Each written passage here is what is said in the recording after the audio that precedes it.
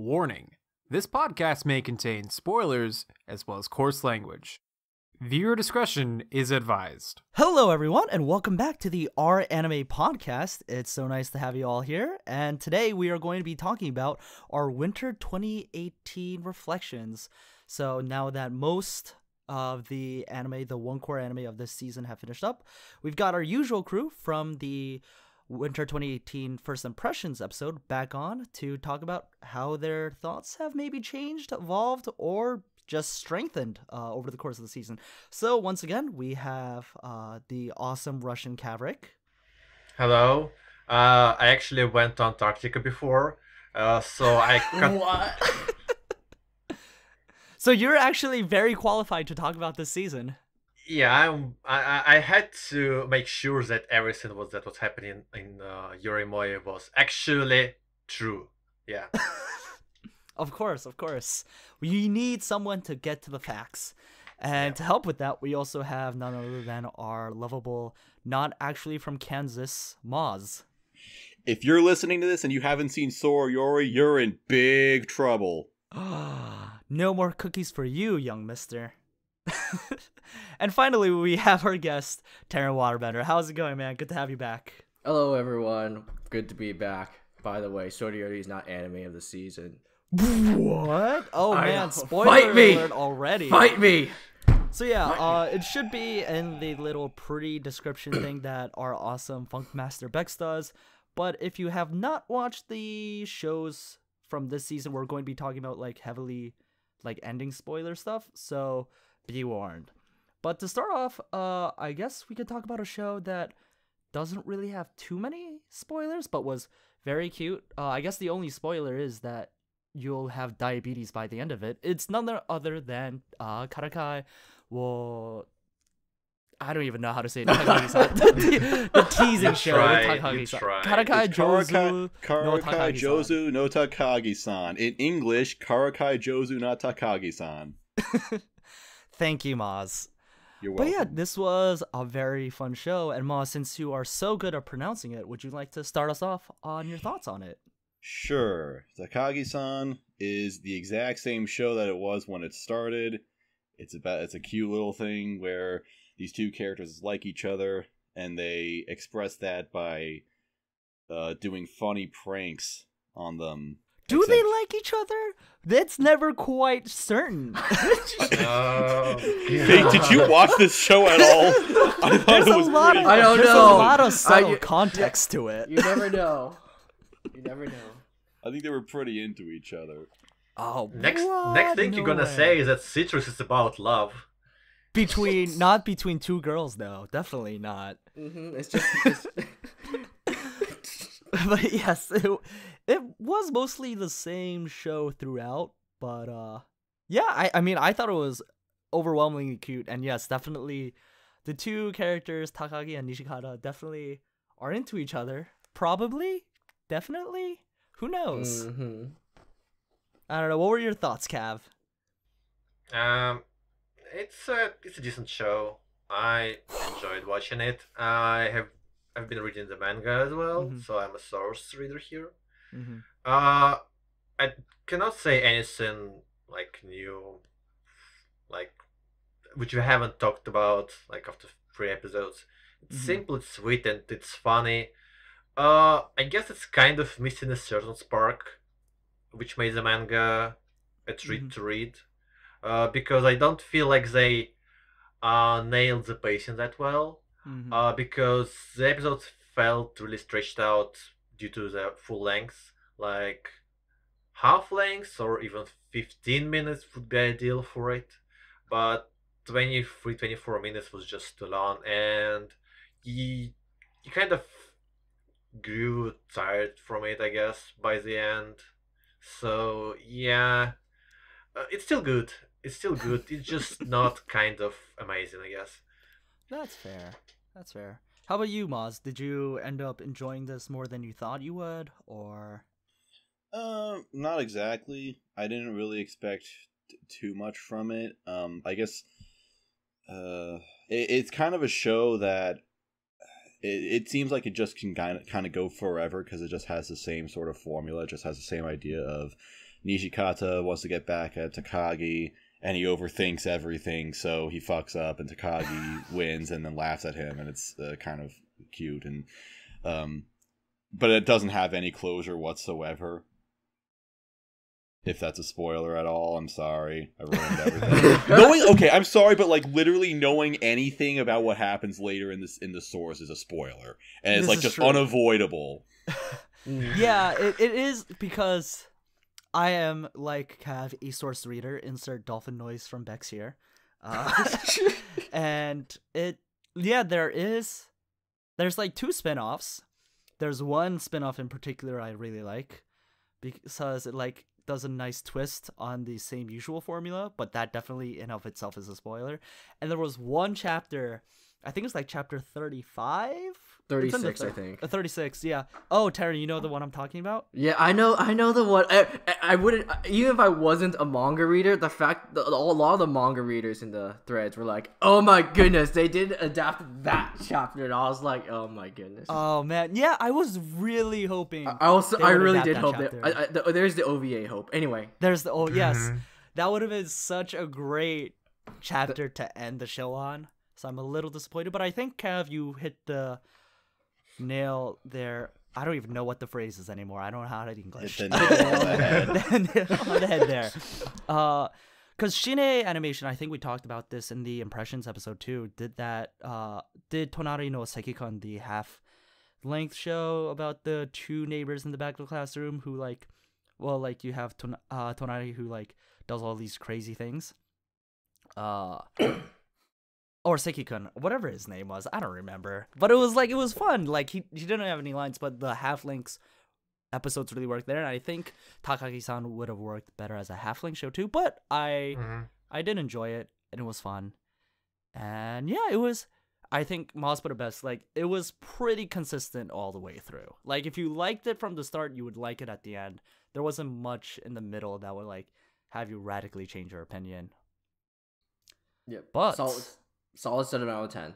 Yes. Yeah. Solid 7 out of 6 to 7 out of 10, depending who you are. If you like rom-coms, you'll like this show. Yeah, I think I gave it a 7, which I think was fair. I think it was like because I was thinking about giving it an 8, but I was like, the pacing issues and like the little skits with the friends were just too much. Like Cav did bring up, this show really.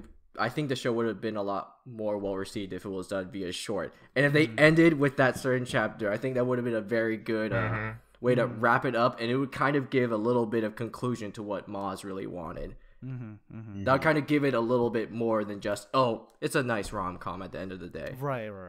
Yeah.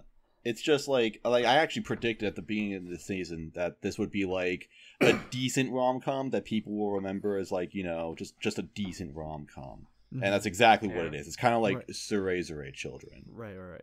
Yeah, I think that's actually really apt comparison between the two. But a show that was not the same from the very first few minutes that it aired to the end is the next show we'll talk about, which was none other than the anime of the century, Pop Team Epic. Century, I'm not quite certain. But it's definitely a century, and I don't know what it was a show. It was quite a show. Are you sure? Here's Am I certain? I can't even be certain I watched it, to be honest. Maybe it watched you.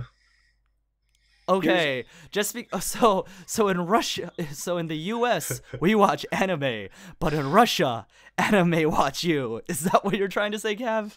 Especially when it's Pop Team Epic, yes. Bring back the fucking 2010 memes.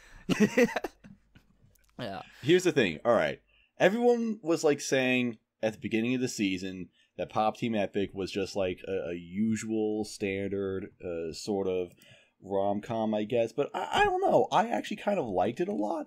I thought it was actually kind of surprising towards the end. I thought the characters were fun. It just started doing like kind of weird, different things, and I don't know. I'm just glad I watched it. It was nice. Nice. Yeah. Wait, we are talking about Pop Team Epic, right? Yes. Okay, because I thought you said rom-com, and I was like, well, it is. It is rom-com. Is it? Yes. What? I Yes. would just say like straight up rom-com. Rom-com has a very different connotation in my mind than Pop Team Epic. Unless you're talking about Hoshiro Girl Drop. That's exactly what I'm talking about. What the fuck are you expecting me to talk about? Wait, no. The second to last episode, like preview with Hoshiro Girl Drop, where she was like, oh, like spoilers, the girl was actually, like the idol girl was actually the guy's childhood friend, but like saved him, but died, but then came back because she wished upon a star to come back, but like now he's remembering things. I was like, wait, you can't not give me the actual anime that this was tied to. Hoshiro Girl Drop. I'm very glad that, you know, spoiler alert, they're renewing it for a season 2, according to the announcement we got at the end of Pop I Team have Epic. no idea how seriously I'm supposed to be taking that. Yeah.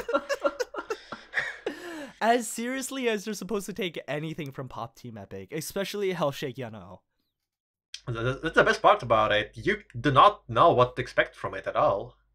Yeah. Yeah, week to Like- week, it was so strange. It was just like, what are they gonna pair? The one where they went to New York City was just absolutely hilarious. Where they got that one random Anituber to voice over the English parts. That one random you mean the anime man? The guy with 1 million fucking subs that literally everyone knows? I don't know. Oops. I actually did not see who was the one who talked about it. I just was like, oh, it's on our anime. There's this guy who did the English narration. Good for him. But yeah, I guess he's kind of a big deal to Moz then. No, I literally never seen his shit. Okay. I'm pretty sure his shit is actually banned from the subreddit. Wait, really? I don't fucking know, but have you seen it posted to the subreddit before? I have not. Was Pop Team... I feel like Pop Team Epic would like normally be banned from our anime. It was just so out there. Like, I mean, like Hellshake Yano wasn't even anime specific. Let's be real. Like, Excuse you, Hellshake Yano was the best scene in all of anime in the last, like, since the beginning of time. I am not disagreeing with you. It was a revelation. I had a lot of fun with it. I mean, like the random French dude who showed up every once in a while. That guy is my favorite character this season. Yeah. Best guy 2018. Shut it down. I'm really hoping Shaw will let us nominate him for the next best guy concert. Yes. Cause he was on top of it. Like he animated those scenes very, very well. I mean, I loved how fully committed they were to the bit, to the point where like they had different voice actors voice not only the initial broadcast but the rebroadcast of the because it was a 24-minute time slot. The fact that they showed episode 8 times because of endless 8 memes. The fact that when they brought in those voice actors to do that random like horribly done, like the really low quality like shonen anime scene, you know, the one where they eventually cut to the voice actors in the booth. Like they did that with four different voice actors, so 2 sets of 2 voice actors. Like that is commit, and the Shota Ai dance ED right at the end to seal it off. What a trip. It's amazing. I mean, I'm still at 3 episodes in. What? Cat. Well, so the story is like that. Okay, so I watched the first episode. I hated that Crunchyroll subs suck. Like they're just so liberal and like just they do not even translate swearing and stuff. So I was waiting for high dive subs. But they never came out. So I went and actually subscribed to High Dive because I really wanted to watch it. But then I realized that it's not available in my country.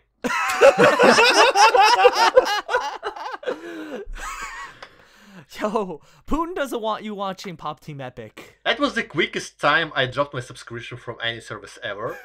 Pop Team Epic, the maker or breaker. I actually got mad. So what I did is that I found out that there were Russian subs on Crunchyroll as well for it. So the other day I got drunk and watched 2 episodes of it. It was quite an experience, I must say. So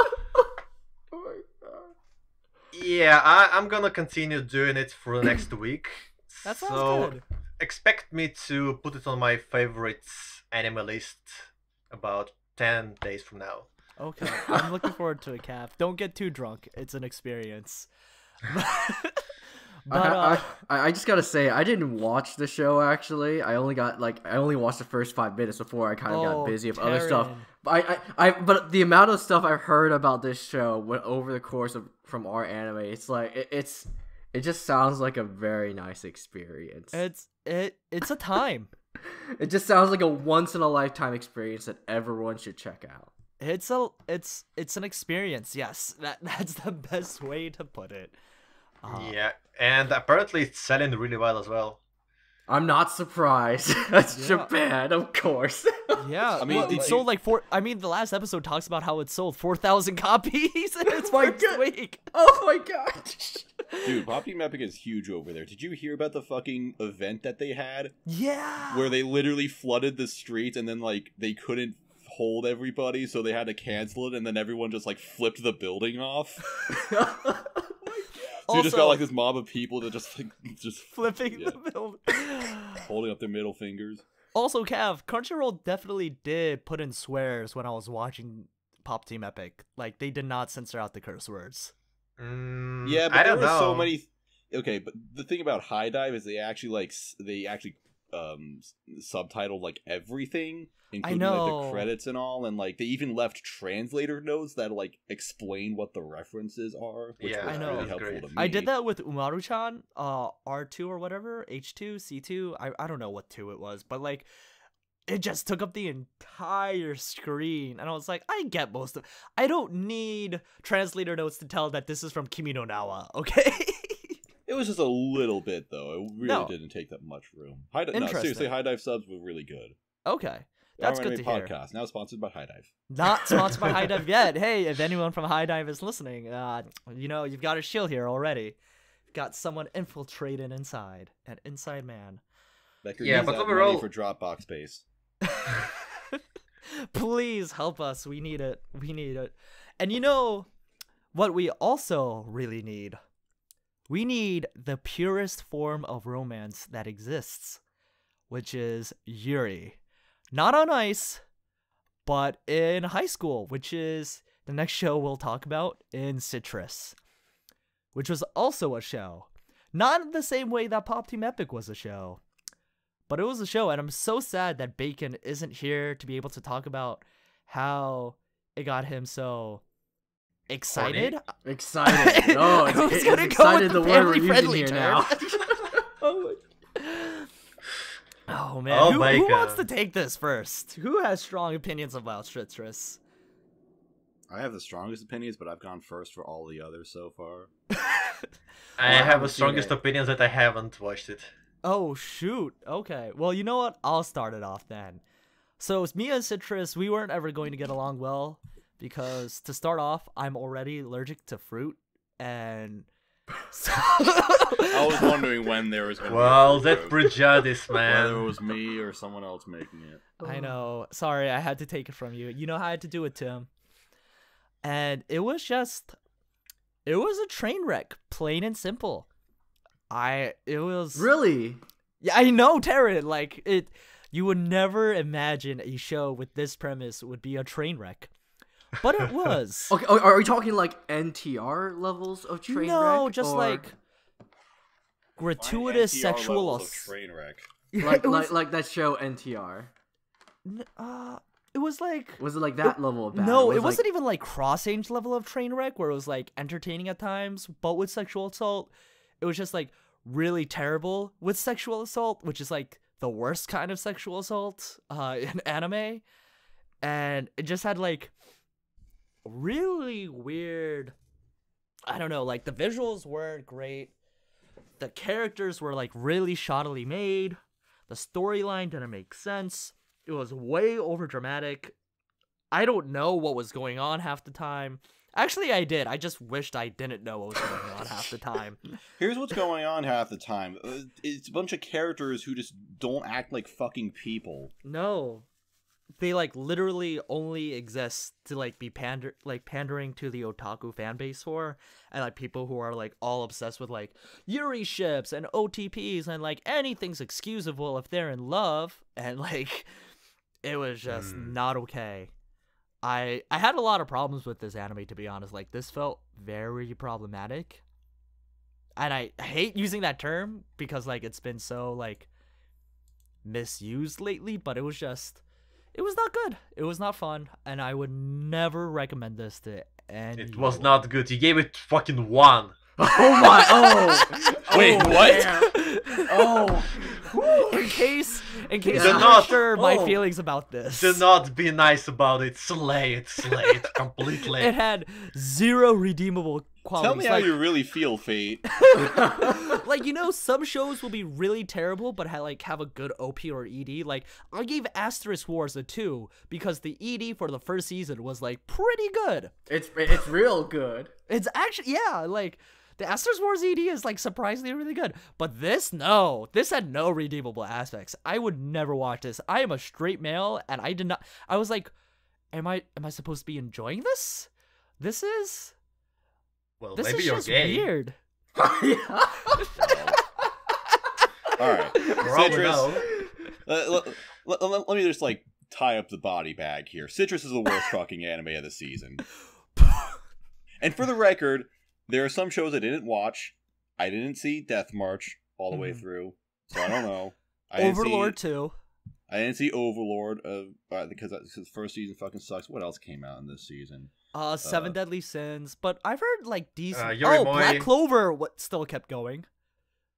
There was Black Ghost Clover, Shut the Rider. fuck up, Cav. I heard that.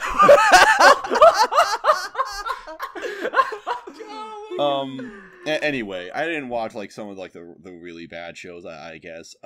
But this show is bait. That's what it is. It's fucking bait because it's like someone really knows that the anime community is really obsessed with Yuri. They just want to see gay girls no matter what. Like everyone fucking go to the Hibike Euphonium discussion threads and everyone's just so obsessed with Reina and Kumiko. And anytime Kumiko talks to a male, they like fucking lose their shit. It's insane. Yeah. Okay. That does exist, yeah. Alright, look at Citrus. It's the 5th most popular show of the season. No. For what Oh yeah, it is. reason? Oh my goodness. Yeah. For it is. what reason other than because it has gay girls? That's it. They're not even hot girls. I'd give them like a C+ at best or something. They don't do anything particularly... I haven't seen the last 2 episodes, so I don't know. Maybe I'm No, they fucking don't. wrong. Okay, No. They cool. get caught, Actually, yeah. one They of the don't plot do- points is the fact that they don't do anything. They were like, why haven't we done anything? Or like, we were going to do something, but then we didn't because we baited the audience. We're self-aware, guys. All right, like you I'm glad Taryn brought up like Netsuzo Trap. Netsuzo Trap at least had some sort of honesty to it. I felt it was just a 9-minute show where it's just like, come get your Yuri, you fucking idiots, and I'm like, okay, at least it knows exactly what it is. It's trash. It's garbage. It's just some, I don't know, low-hanging fruit, I guess. There's, like, nothing good about it, but it's like, I don't know. I at least respect the straightforwardness of it. Citrus is just... The Yuri is not good. The drama is super forced because you have Mei, who doesn't act like a real person. Like, all of her is... I have no idea what the fuck this character was doing at any point in the whole show. What the fuck was this show doing the entirety? Like, there are so few shows where I will say this was a complete waste of my life. Yeah. Oh my god. Okay. Well, I guess I'm changing Citrus from on hold to dropped. Yes. Don't Yes, watch no. it. I literally watched this to hate watch it. That was it. Oh, You're so passionate about it, I kind of want to watch it now. No, Cat. I feel God like this damn This it. is a Okay. PSA. This has stopped becoming a podcast, and this is now an intervention. If you are at home and you have a loved one who is watching Citrus, you need to sit them down and have a talk with them. Stop them before it's too late. It's Stop 4 them. it's 4 a.m. Do you know what your son is watching on Crunchyroll? It better not be Citrus. You're talking about May, right? Yeah. She has 700 favorites on Mal. Cool. Fantastic. Amazing. Well, I mean, there's a lot of amazing Yuri fans, so they gotta get something. I mean, I even heard, I remember the beginning of the show, people were excited for this coming out. Not just because it was Yuri, but people were saying, oh, it's good Yuri, though, and it's been a long time since we've had, an actually good Yuri show, and I'm like, what the fuck were those people on about? Because now I'm actually... I mean, for the record, what I'm saying isn't actually that unpopular of opinion. A lot of people like to shit on this show and how forced all the drama is. And a lot of people are saying, yeah, that's the manga. It just goes around in circles for 100 chapters. And I'm just wait, where were these people at the beginning of the season? It's like the whole community just did a 180 on this overnight. I don't know. Maybe I was talking... Fuck! I almost dropped my mic and I saved it, but I don't know. Okay, yo, PSA, don't watch Citrus or else you'll knock the microphone off the table. Yeah, that's how much I feel about this. I almost slapped the mic off my table. You were so mad. I have literally never heard you so passionate about a show before in my life. This is kind of amazing. Well, get ready, because pretty soon it's going to get worse. Oh, what? Is it going to be an anime title that's further than the universe? Well, not to spoil anything, but yes. No, but before we get to that, we have to go down a death march. What? So who watched we this skipped show? Hakumei. Taryn, you have the floor. We just went on our Citrus rant. You can go on your death march. Hey, yo, my death... Okay. I know people... I in the beginning of the season, we always talked about how Death March was absolute rubbish. Maz went on a huge, long-ass rant about it. Honestly, it's pretty bad. It's not... I mean, okay, it's not bad. It was swallowable. So if you like Jesus iPhone, you'll like Death March. What the fuck Jesus does that iPhone? mean? But it's not...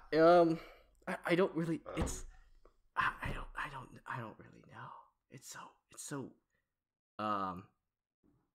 It's weird and bad. Is it worse than Citrus? Honestly, no. Just because of one thing. I'll tell you, the MC actually goes out and bangs older women. So. Oh, okay, well, alright. That wasn't it. That was okay. All you and had. And his lolly harem is like, why would you do it with us? And he's like, I've got morals. And I'm like, yo, this MC alright. He's not that bad. He's annoying, but he's not that bad. In Citrus, you just had middle school girls sending masturbation videos to older men. That's all.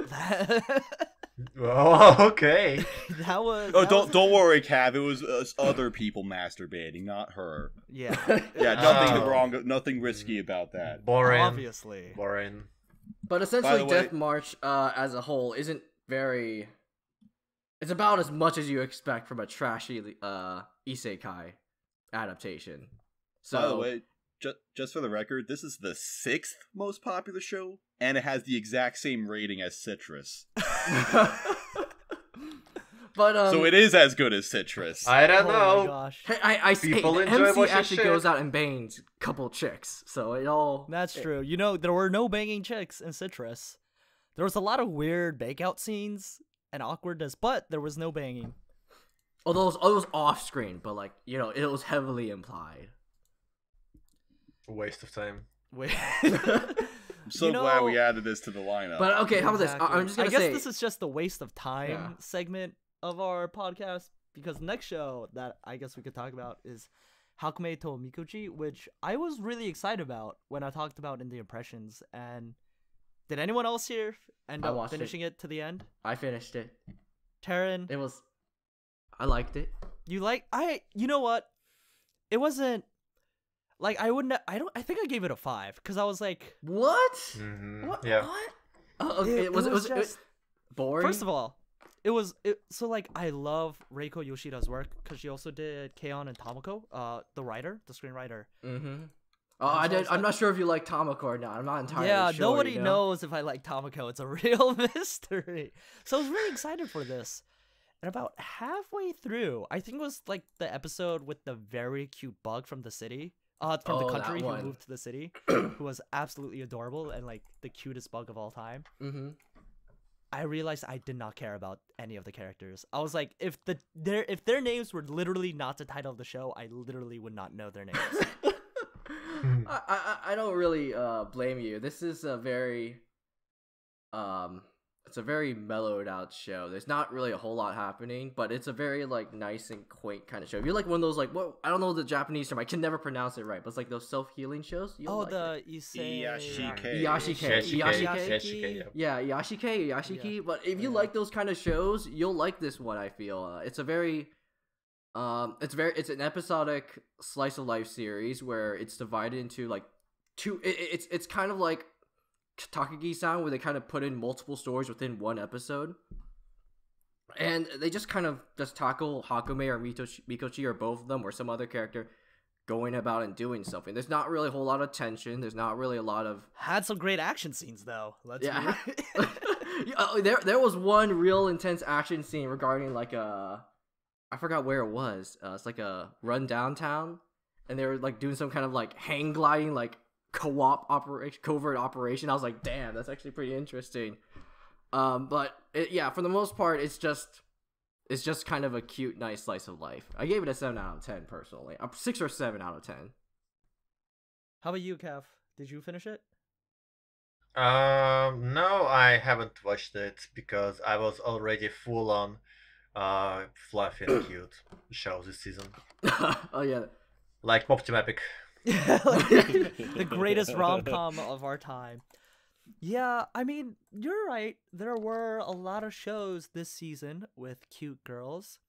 The one that comes to mind is I'm having trouble remembering what the title of it was. It was like Cute Girls Further Than the Universe.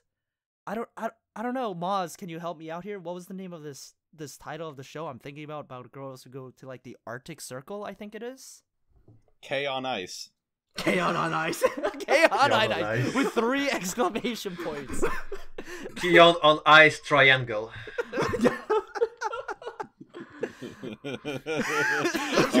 Are we doing this? Are we talking about the thing? Yeah, we're talking about the thing. We're talking boys. about the take out your giant notebook and let's go. All right.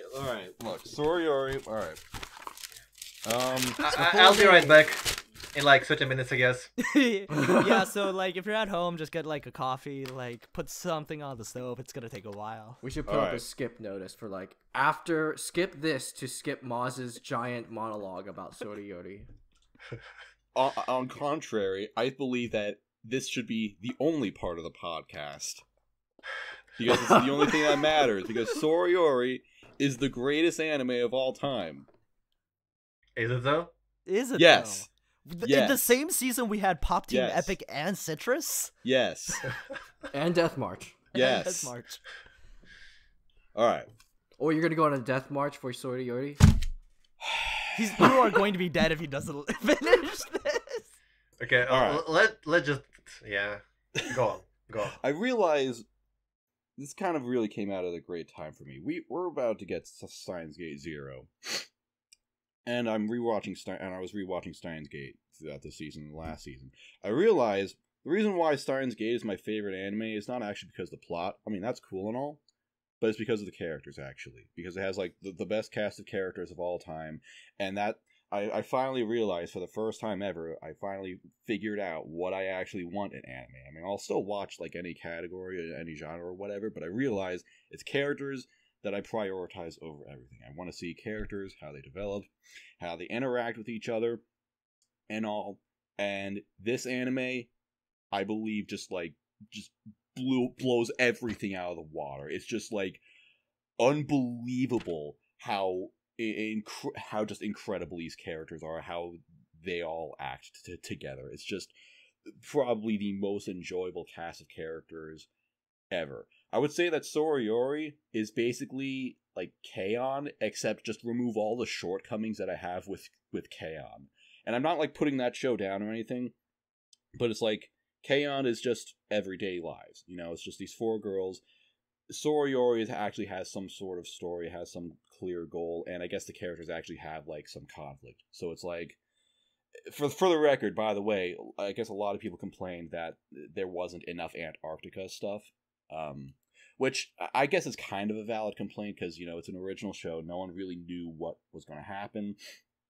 But now that it's over, I'm going to tell you right now, it's not really about them going to Antarctica. I mean, that is the point of that is what it's about. But the point is that it's about these girls, just kind of doing something new, having new experiences, growing as people, and all that great stuff.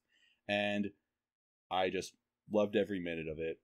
It's now my second favorite anime of all time. And Hinata Miyake is my third favorite character of all time because I've literally never connected with any character as much as I connected with her. If you want to know how I act in real life, it's literally her. Except I'm just not a cute girl. Toxic. In anime. So maybe the real treasure was the Antarctica we found along the way. Exactly. Ooh, I mean, like, we need some, like, uplifting movie soundtrack to go under that monologue. Like, I just, like, envisioned you, like, in front of, like, a bunch of, like, I don't know, football players in a locker room before taking the state championship, and you were just like, yeah, this is what you guys need to know about Sora Yori. I mean, so here's the thing. Uh-oh. I love K-On!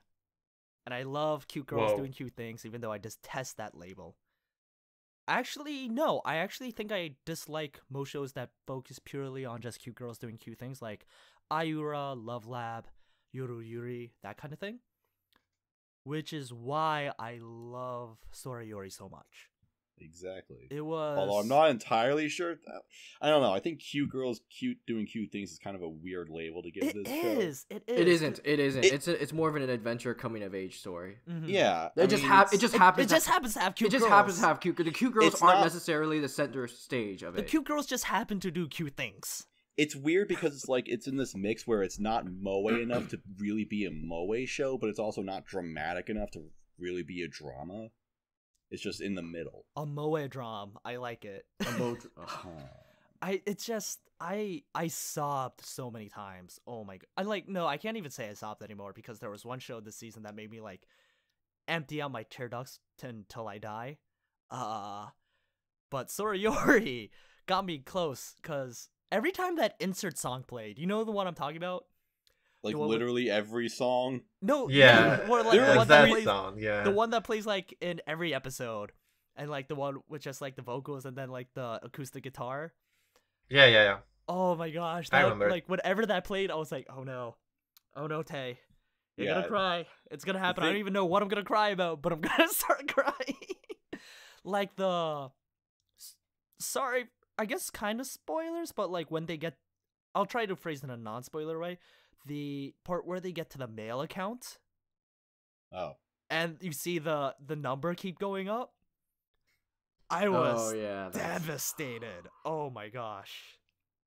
It's like, I kind of said this to my friend, but it's like every episode of this show is basically like the end of a season. Mm-hmm. Like it has the emotional depth and impact of and just the payoff of like an entire season of anime, just one episode, and you got 13 of them. Yeah, it's very much like a sort of. I mean, I guess maybe is it the good thing?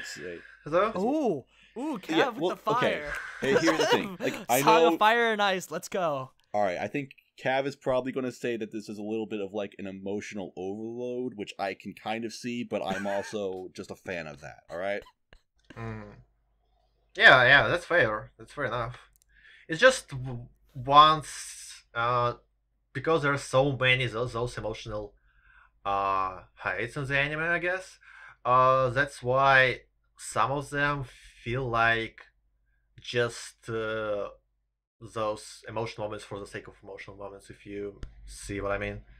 I don't. I have no idea what you're talking about. Well, okay, yeah. Now I'm gonna rant about Sora Yori. Oh, shoot. Okay, good. We're gonna have a little bit of a fight. Okay, so I remember saying that I loved the anime a lot during our first podcast, like 3 months ago, 2 months ago, whatever. And I feel like in the first half it was really great. when it was focusing on different characters, how they got together, like that moment, like in the third episode where Yuzuki was joining the group, and the girls were saying like, "We're not friends. We just kind of got together and worked towards the same goal." It was great. You could see them kind of getting close to each other and doing stuff together. Uh, but when they got to Antarctica, we've got the very same stories as on the big land, like in Australia or Singapore or Japan, whatever. Like, once again, those scattered stories, kind of disconnected from each other, focused on an each girl, like Yuzuki and her quest to find friends, Hinata and her problems back in Japan. Um, then what was it girl who was voiced by Kanahana? Oh, Shirase. Shirase. Yeah, Shirase, yeah, right. Yeah, her problems as well. So what I'm saying is that it feels like some kinds of a bigger plot was missing here. If it was here, it would have been a lot, you know, the experience would be more complete because it felt like even though they went to Antarctica, the story itself didn't progress. So it's kind of a shame because Sora Yori did so many things right, like its charisma, how it presents itself, how it's positive and stuff. So I'm gonna trace back to the previous year. There was this anime called Sakura Quest, Oh uh, God. which was kind of bland, and Yes. many people called it kind of boring because it wasn't just as fun to watch. But at the same time, it had very correct, right story trajectory. What I'm saying is that in the first half, they all spent developing characters, their problems, their stuff, just like Sora Yori, exactly. But in the second half, they kind of introduced the bigger plot, developed it, and showcased how all characters were working towards it, on it, and how everything was connected to each other. And it's a very good thing. It's the final was really great. You saw the payoff, and if you stuck to the final, which not many think people did with Sakura Quest, they were left satisfied with it. I think that's a okay, generous thing to say as someone who watched Sakura Quest all the way through. It's a very rosy painting you have there. well, in any case, what I'm saying is that if Soriyori had the same kind of thing in the second part, like we have this bigger problem. Well, the driving force why the girls mostly went to Antarctica was to help with Shira's mom, this whole situation. And if the plot was revolving around it, if everything was tied together to it, if the anime wasn't desperately trying to reach the climax each and every episode, but kind of slowed down and tied all characters' problems like Hinata's anxiety, uh, Yuzuki's problem with Anxiety. friends. Yeah, if everything was tied together with this Shirase's problem, it would have been a lot better to me because it would feel like the story itself progressed from these scattered stories in the first half to like a bigger plot in the second half. That's probably my biggest complaint about the series. For me, I think I have to disagree with most of the things you said. And I love you, Cav. I say that with It's all fine, my it's fine. heart. I I win the especially disagree podcast. with you on the Sakura Quest stuff because I think one of the reasons I do like Sorayori is because it is in no way anything like Sakura Quest. I think if I had to list like the bottom 10, 15 anime I've seen, Sakura Quest would get have Damn. multiple places on it along with Citrus. Oh wait, you're putting Sakura Quest and Citrus in the same sentence? What? No, that's a little harsh. All right, Sakura Quest that's a little harsh. that That bad, was dude. Sakura, I gave that that's show a little 6. harsh. I apologize. I was a little wrapped up in the moment.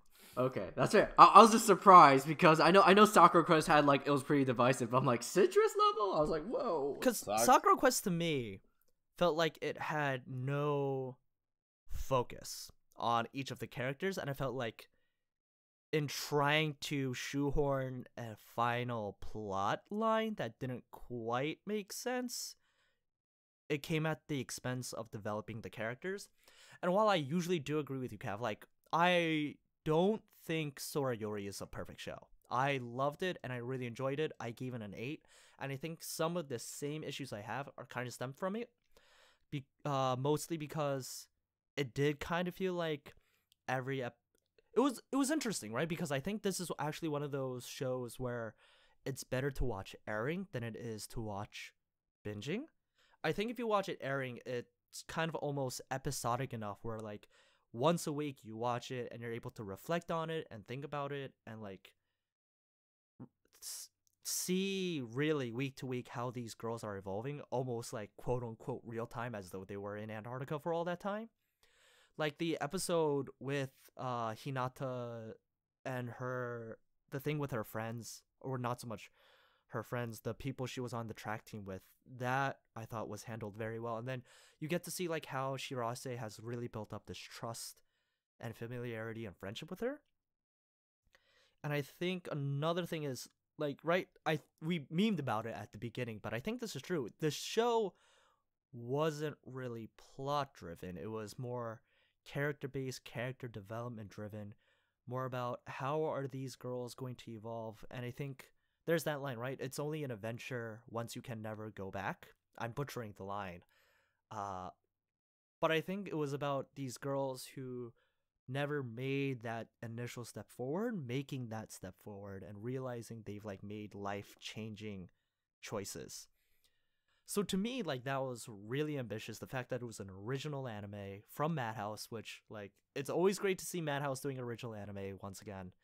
The voice acting cast was amazing. Saori and Kanahana killing the game as always. You even had like Ai Kayano, Jun Fukuyama doing side roles, Inori Minase doing Kimari, sorry. Yeah, it was a lot of fun for me, and it was I don't want to spoil whether I thought this was my anime of the season or not, but I am very glad that Maz was so passionate about it because it helped me watch it with a different mindset. So thank you, Maz. Here's the thing, kind of, I guess kind of what both of you were saying. There is a plot to it. There is like some sort of unity to it. It's about Shirase going to Antarctica because she's looking for her mother. And that is kind of like something that, well, shit, spoilers or whatever. Fuck it, whatever. But it's kind of leading up to this thing where Shirase finds out about her mother, and I thought it was great how, over the course of the series, the characters they all have their own reasons for doing everything, and Shirase in particular is just kind of like, I'm going to Antarctica. Like, you guys can do whatever the fuck you want. I'm going. Right. And overall, you kind of see these girls, they have all these experiences together, and then they do, like, you know, become best friends. And then there are so many points where, like, in episode 6, Hinata loses her passport, and then Shirase is trying so hard to get it back, and just trying to, like, you know, basically change the entire plan of this expedition just so Hinata can come along. Because it's like, no, I want you here, as opposed to in the beginning when she was so adamant about just doing her own thing. And it's like, you know, just getting those reactions where they all kind of have, you know, this moment of unity is just, that's what it's leading up to, basically. I thought it tied itself together incredibly nicely, and I really wouldn't have this show any other way. Yeah. Yeah, that's fair enough. That's fair enough. I gave it 7 still. I just kind of wish it was. That's the most. I feel like that's the most terrible score you could give to someone's favorite anime. Nah, I feel like 6 is worse. No, 6 I is feel like meh. 7 is good. I feel like 6 they can write off like, oh, they just didn't get it. And like if it's 5 or below, they're like, oh whatever, like their opinion doesn't matter. But like 7 is like, why did you only like it just enough to give it a 7? Okay. It's a good thing I raised the score just now from a 7 to an 8. You're safe. You're safe. You're safe. I'm safe. I actually lowered it from 9 to 8 after, like, I gave it a 9 initially after I was like drying my, like as I was crying, and then after I wiped my tears, I dropped it to an 8. Oh, You're saying I'm the worst here, yes. Well, now that we have made this the Sora Yori podcast, let's move on to Ramen Daisuki Koizumi-san, which was not a great show.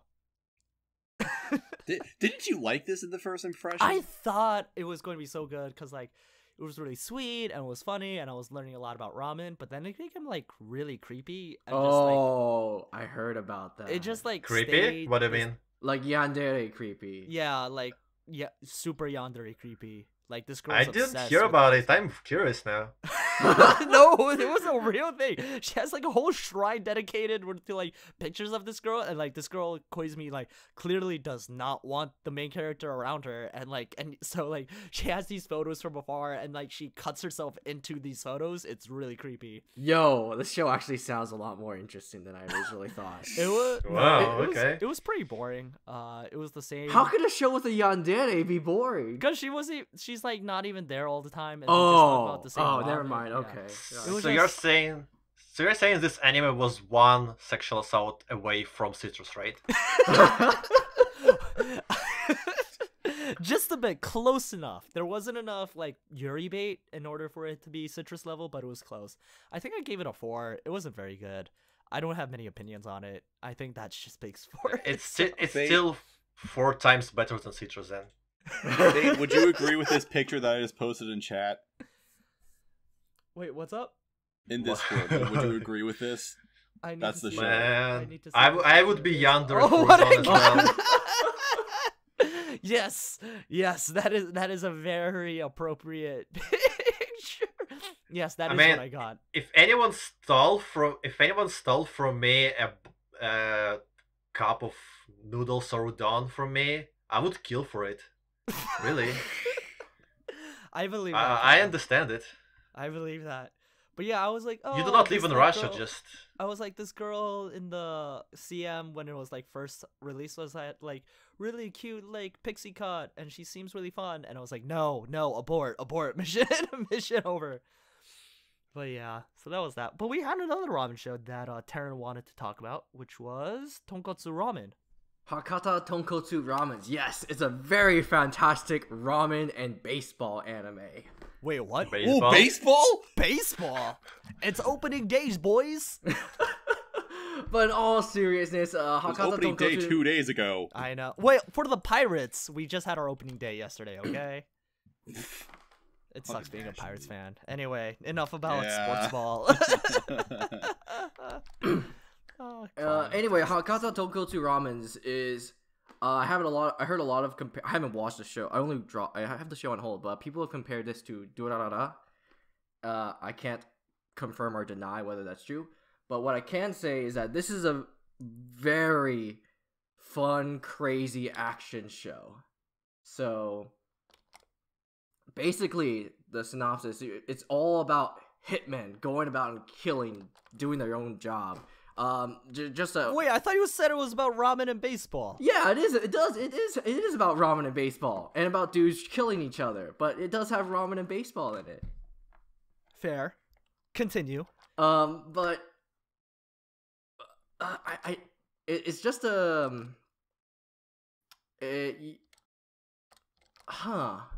don't quite know how to describe it in a way. It's just basically a crazy action-filled like antics. So you have your main character who's a cross-dresser. Oh. And then you have like a really good hitman who's like snarky. Trap or reverse trap? Oh, it's a trap. Okay. Like a full-on trap, which by the way, I think they do a great job handling the trap. It's actually really enjoyable. And you basically... like, the show kind of puts you on a loop at first by introducing a character who's, like, really obnoxious, like imagine a isekai MC or harem MC, but he's not actually the main character. But anyway, it's an episodic, like, it's not, yeah, it's kind of like an arc episodic kind of storyline to where you get, Mozilla posted a picture where it's kind of like Kill Bill. Yeah. How many do you have of these, boss? Okay, for the record, for the shows that I'm not watching, I'm going into the what I watched, what I expected, what I got thread, and just posting those instead. Yeah, it's basically like so Kill what Bill. I got it's just very fun. Is what I expected is just ramen, and then what I got is Kill Bill. Yeah, I don't know if Becker's going to edit this on screen or not, but that's what I'm talking about. It's just a very fun action show. Yes. Solid 7, 8 out of 10. I give it a 7 out of 10. Nice, so, if you're in the mood for like a very fun, mindless action, this is a great show. It has a very fun cast where you have antagonists that are actually very. Some of the antagonists in the show are actually quite hilarious. Okay. And then, I'm not gonna go into spoilers, but the last arc is kind of one of those arcs to where you go like, damn. The show basically, this show isn't afraid to pull punches. So like I said, this is like a crazy antics, but this show isn't afraid to pull out the punches when it comes to the violence. I feel you. So it's a very fun violence action show. Well, I recommend it. I've heard a lot of good things about it actually, so I might have to watch it soon. But yeah, there was another show this season that did not pull its punches whatsoever. Including a triangle in its title, and that was Yuru Camp Triangle, because we always have to have a triangle show once a year, or I don't know when Macross Delta actually aired, probably like 2016. So I guess every 2 years we need a triangle show. So we had Yuru Camp this year, which was Cav, have you also camped in order to validate the facts that happened in this anime? No, but I vividly remember. You had to hesitate there? I was like, did you camp or not? I just vividly remember the experience I had with camping. It wasn't Yuri. There was no Yuri while you were camping? Yeah, sadly enough, it wasn't Yuri, it wasn't comfy, it was really unenjoyable, cold, and just meh. Anyway. Are you just describing the Russian experience or camping? Camping. Yes. But enough about me. So, Triangle. Triangle was a good anime. Overall. I gave it 7 as well. Yeah. So yep, hate me for giving your favorite 7. In any case, yeah, it was a decent anime. It was cool. I kind of wish it was kind of more emotional in general and kind of evoking any kind of emotions. Like, it was comfy, it was pleasant to watch, but nothing more than that. Like, people always comparing it to other anime, like for example Nonon Biyori, but Nonon Biyori had those emotional heights, like in several episodes, like with Renge, and there was memorable and the ones which kind of stuck out and the ones by which you remember the anime. In Yuru Camp there was no like this climax. Well, there were kind of these final episodes which were kind of good, but at the same time it was like just a very like decent anime, good anime, but like didn't really do anything out of ordinary, and I feel like it would be forgotten pretty damn quickly, and that would be kind of an indicator whether it was really good or not, or just a decent seasonal of the season.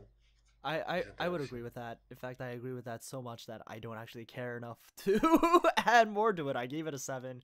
Oh, the OP sounded like it was from the Jackson 5. Oh yeah. Yeah. Shiny Disney. I don't know the lyrics to it. Yes. Yeah, it was a good opening and a good ending. Actually, the best part about the show was its soundtrack. It was really good and it was really well used. Yeah. Yes. Oh, also the teacher who drank a lot. She was. Oh yeah. No, the best part of this show was Nadeshiko. She's an amazing, adorable ball of fluff, and I really love her. And also the costume design, particularly for this character, was just like so fucking amazing that I literally like pause the episode sometimes just to like look at her outfit because it's just so layered. Okay, shit. I just said something really weird, didn't I? Fuck. I hear sirens coming out over. What's that? Maz, I literally just checked first your score for Yuru Camp, and then I was like, do I have to check if there are sexual predators with the name Mozilla Fennekin around? God damn it. Okay, Moz. Look, All accusations I'm of just you saying. being gay are now stripped away. But the accusations of you being a pedophile have been reiterated. God damn it. I'm just saying, I just liked the winter outfits in this. They were very colorful, they were very layered, and they didn't look like flashy or garish or anything. It was just really, really well done. Like, seriously, Nadeshiko should open like a fashion line or something. She was great. And also she carried the show for me, basically. I think her and Rin have good chemistry. They were fine. Rin was an alright main character. The other characters fucking suck. That one girl with the green hair is the ugliest character of the season. Oh my god. That's so mean. This character fucking pissed me off because of the way she looks, alright? Her face is a train wreck, dude. It's a fucking train wreck. I felt bad for her. 'Cause she was the girl with the fan? She was the voice Yes. of Yui and K-On! So I was like, I can't hate Yui. Not when she's in another cute girls doing cute things, slice of life. Honestly, like my favorite was Enna, or Saito-san, who was Rin's the one with the friend. dog. The one Yeah, with the dog. the one with the dog, who's voiced by Takahashi, who just killed it this season with Takagi as well as Saito. So I was very happy with that. Was very, very happy with that. But yeah, it was a show. It was existed. okay. It was boring, but okay. Yeah.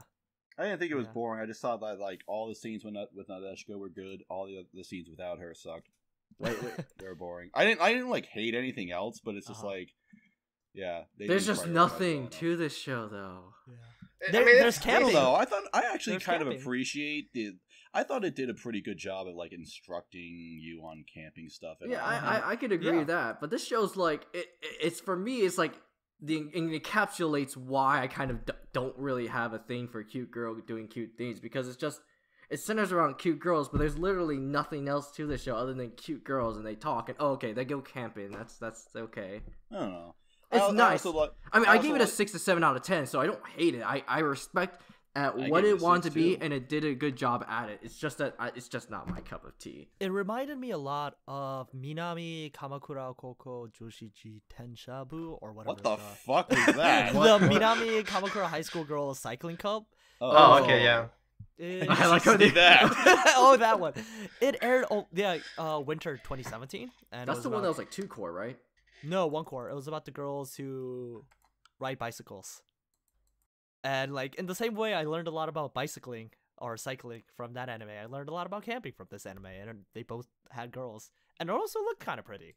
So good on both of them. Except the green hair chick. And also, I just, again, I like Nadeshiko because she just has so much energy, and it's like Rin always says, like, oh, she makes it look really good. And I'm like, yeah, exactly. She's like, I don't know. She's like, camping's so cool, dude. And I'm like, okay, I appreciate this. Yeah, I mean, it's a good show, but I don't truly understand people who are saying it's like the best cute girls doing cute things anime. Yeah, that's the other There's a thing. lot of people who have given it like 8+ on Mal. Yeah, I mean, if you think so, watch Kion, watch Nonon Biyori, watch Hidamari's sketch, and then come back and see what you think about Yuru Camp. I guess like Iyashikei fans are just like really passionate or something, because like a lot of people will tell you that like Flying Witch was such an amazing show too. And I'm like, I don't know. that is. I gave That that was a 6 garbage. as well. It was garbage. No, I don't think Flying Witch was garbage. Anyway, no, I digress. yeah. Anyway, back It was to on. you, It's on Cam. equal footing for Yuru Camp for me, but Same here. yeah. But that aside, the last thing I wanted to say is I also really love the narrator. like, Oh the yeah, the first- narrator I guy first- voice. Yeah. He Because I was first fun. started this show, and then all of a sudden this like amazing like deep voice narrator comes in. And I'm like, oh my god! Can you please narrate me camping? Yeah. Secret Society blanket. He was great. He was great. And then next up we had Slow Start, which was another cute girls doing cute things slice of life show with lots of fan service. Oh my goodness. So like my usual thing for like telling how like I have this thing, right? Like I feel like I can usually tell how much a show is going to pander to like the diehard late night otaku audience, judging by the skirt lengths of the high school girls in the OP. And I was going to comment on this. I'm just like looking at the poster. I'm just like, wouldn't that be a little uncomfortable? I don't know. I don't wear skirts, so what do I know? Wait, what? I didn't hear about this. Well, what? No, never mind. Okay. Forget what I just said. All right. I'm sorry. But I was just like, these skirts are so short. Like, where? It's like they don't exist. I'm like, they are like in the first year of high school. That is kind of weird. And it wasn't. No, never mind. It was fairly fan servicey. It was very fan servicey. Dude, like the first shot, I watched like the first like minute or something because it had like all these really super animated things, and it's like the very first, the show like opens up with like a giant pair of tits right at you. Yes. There were moments of it where it like looked very fluid, but it wasn't like.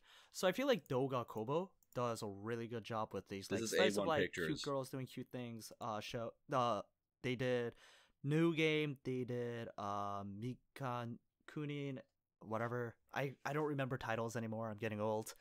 Yeah, they did plenty of stuff.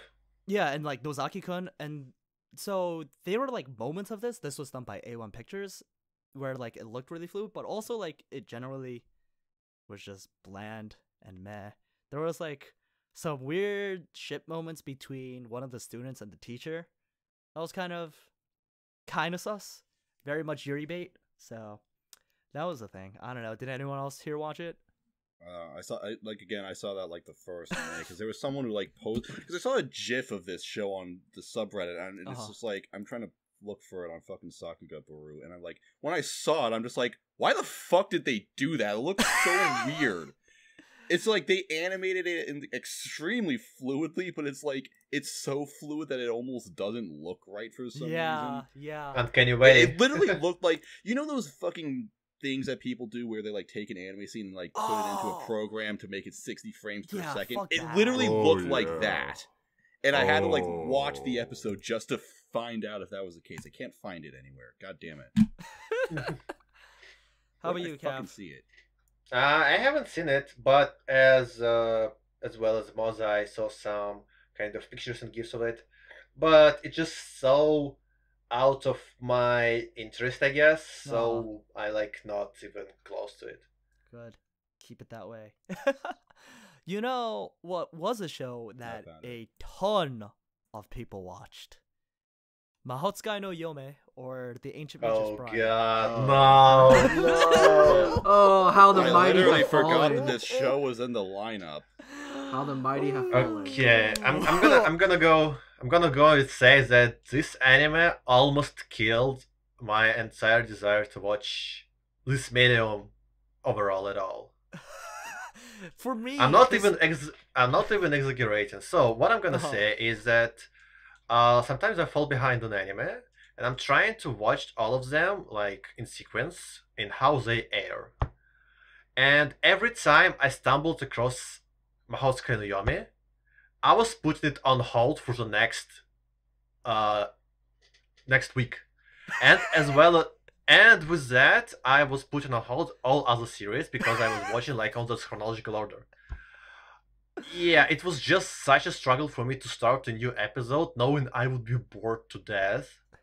Like watching it, I would just think about random things, just staring at my ceiling, trying to like shuffle my boredom. I don't know. It was just so. It just had so many problems overall. So I'm like, I don't know. And the fact that it has such a high score on Mail just blows my mind. Here's the thing. I actually wanted to talk about this because I fucking hated the show. This was 3 times as good as Citrus. This was 3 Citruses.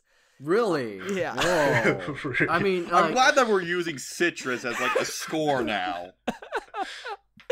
It was a just... Citrus out of 10. It was. I give it 3 Citrus. I put down 3 Citrus in attack mode. But no, it was so bad. It was so boring. I felt like it had no cohesiveness whatsoever. But I do think one of the reasons why it's rated so highly is there's something like I've tentatively started calling the Yuri on Ice effect, which is if a show gets like very popular around like the more casual audience, then the score and the general consensus around it will be a lot higher, because by nature, like, a lot of casual people are a lot more fluid with their rankings, like, on general, right? And like haven't seen as much. And so when they come across a show that has a premise that they haven't really seen before, so why I call it the Yuri on Ice effect is because like a lot of people haven't seen like a lot of like openly gay relationships in anime handled well, or handled at all even. And so when they come across it, it's like absolutely mind blowing. And I think part of that is true with Mahoutsukai, wherein a lot of people who don't normally watch anime, because when I went to Anime Expo in LA last year, there were gigantic fucking posters for Ancient Magus Bride everywhere. Like, they were literally the size of like buildings all over the place. Crunchyroll was giving out free bags that had Ancient Magus Bride on all of them, and everyone was toting them around. So like, that's free advertisement, right? You get a free bag, but you're also advertising Mahou Yome for them. And I think because of that, and if you ever go on Crunchyroll with ad block off, which I don't recommend, but if you do, a lot of times the advertisements were for Mahou Yome. Yeah, And fair enough. I wanted to comment, like, the Crunchyroll, they'll, like, post news and stuff, right? But they don't usually, like, talk about stuff that happens, like, they don't talk about anime before they, like, come out, right? Right. But they were talking about this show a lot from, like, spring 2017. Like, I was hearing about this months in advance, and they were, like, pushing this so hard. So I was, like, really thinking, like, wow, like, Mahou Yome is going to be the big show this year, I guess. Right. And a lot of people fell for that, and it worked. Credit to them. No, it definitely worked for them, right? By far the most popular show of fall. Yeah, it was even more popular than Dragon Ball Super on Mal. Yeah, it definitely worked because, like, there was one person I know from the game Path of Exile, and he was like, messaged me the other day and was like, okay, what anime were good in winter season? The only anime I have watched was Mahayome. It was not Sora Yori, it was not Yuru Camp Triangle, it was Mahayome. So, yeah. Yeah, Crunchyroll, like, props to Crunchyroll, like, very good business move from them, right? Because if you look at it, a lot of times the most popular anime do have high ratings just because so many, especially among the casual people, have seen it. I want to say, like, probably the only exceptions are, like, Sword Art Online, because, like, there's a whole anti-circle jerk around it. But, like, Death Note, Shingeki no Kyojin, Attack on Titan, Tokyo Ghoul, Code Geass, like, they have really, No Game No Life, have really high scores and really have popularity because a lot of people who aren't like deep into anime watch it. So I think that was part of the draw of Mahou Yome. So good on, like, from a anime business practical decision, good job, Crunchyroll. On you shoved this show down our throats to watch? Fuck you, Crunchyroll. One best drama, my ass. Thank you for raising my expectations of it, of which I always hate doing, but I don't know. I just thought maybe this one would be good. Yeah, it's kind of interesting still that it has such a high rank on Mal, and then you open stats page, looks for your friend's score, and see all these 4, 5, 6 scores across the board. It's also funny if you look at the reviews on the page on Mal. The review that most people found helpful with 309 gave it a 4. The second one with 157 gave it a 3. Okay, and then the well, third here's one, the thing: you're looking at Mal reviews, and that's not a good idea. I know. I mean, who writes Mal reviews, Moz? I don't know anyone who's done that before. Well, I don't write them anymore. Shut up. He didn't think this through. Yeah. It's really interesting how divisive this show is. I have scores on my friends list from 2 to 9. Really? Yeah. I'm amazed. The only person I think I have who has it as 9 is Urban, who's only seen half of it. So, I mean, there is that redhead red-haired girl in it, so This is Wilson true. It's a red loves it girl with by a bob default. cut. So like, he probably just Yeah. thinks it's Shira Cutie again. He's gonna make like another 12 comment faces. I love you, Urban. Don't ban me. Exactly. Yeah. I mean, for what it's worth, I did really like. God, it's like you said, Fate. Like, there is so much. I think there's a lot to love about this, but at the same time, it's like the anime. I really think that the anime just trips over itself constantly and gets in its own way. Like, I really love Chise and Elias. I really love them. I think their designs are amazing. Like, I was so hyped about this just from the poster of it. Just, yes, the poster looked so Elias good. holding Chise with all those thorns and it's sparkling. I'm like, oh my god, it's so cool. I want this as a poster, dude. But then all of a sudden they'll introduce like these side characters and then like just have a random episode about them, and I'm just like, who the fuck is this person? What does this have to do with anything? I don't care, you know. And sometimes it gets really dramatic, and this was like the biggest problem for me, is that there are so many episodes that like end dramatically on a cliffhanger, and then the next episode starts, and it's like, no big deal, bro, don't worry about it. I'm like, well, what the fuck is okay? Yeah, there's that one like episode where like the weird Kotomini Kire voice actor in like the hood like throws like an animal skin over Chise, and it's like all dramatic, like, oh no, she turned into an animal, and then like the next episode they're like, oh no, it's fine, this is okay. Don't worry about it. Yeah. She's just gonna it's just a prank, bro. Exactly. There's a camera. Look, there's an animator right there. Oh god. And there are also so many times where like it tries to be funny and just cuts in like all these little like chibi moments just out of nowhere. And it's like, I really feel like I don't know. It just anytime this sort of thing happens, I feel like the author was like on the right path, but then like an editor got in the way and it's like, no, you got to add in this. All right, that's what the audience wants. And it's like, no, I feel you on that you because gotta make like it funny. all the pieces are there for this to be beautiful. I think this is like the opposite of like Cav's complaints with Sora Yori, if I can say that, wherein like this needed fewer like plot moments. Then this needed to be like less of an overarching plot. And if it was just like everyday moments between Chise and Elias with like day-to-day things in the magical world with them growing together relationship wise, I think that could have been really well done. It really indeed needed more story Yori in it. And by that I mean everything is a little bit of story Yori. Nah, by that I mean it needed more charisma. It needed more like interest in it because it was so lifeless, so boring. Bad. Yeah. No, the sad part is that it did really have a lot of like lifeful moments. Like, are we allowed to talk about spoilers? Yeah, what do it. Go okay. Like for example, the Phoenix scene, back early on the first core, they had the Phoenix. That had she gets her wand. Yeah, I felt that had so much potential to be a like on like if you were to write down like a structure on how to write a scene, that hits every single box.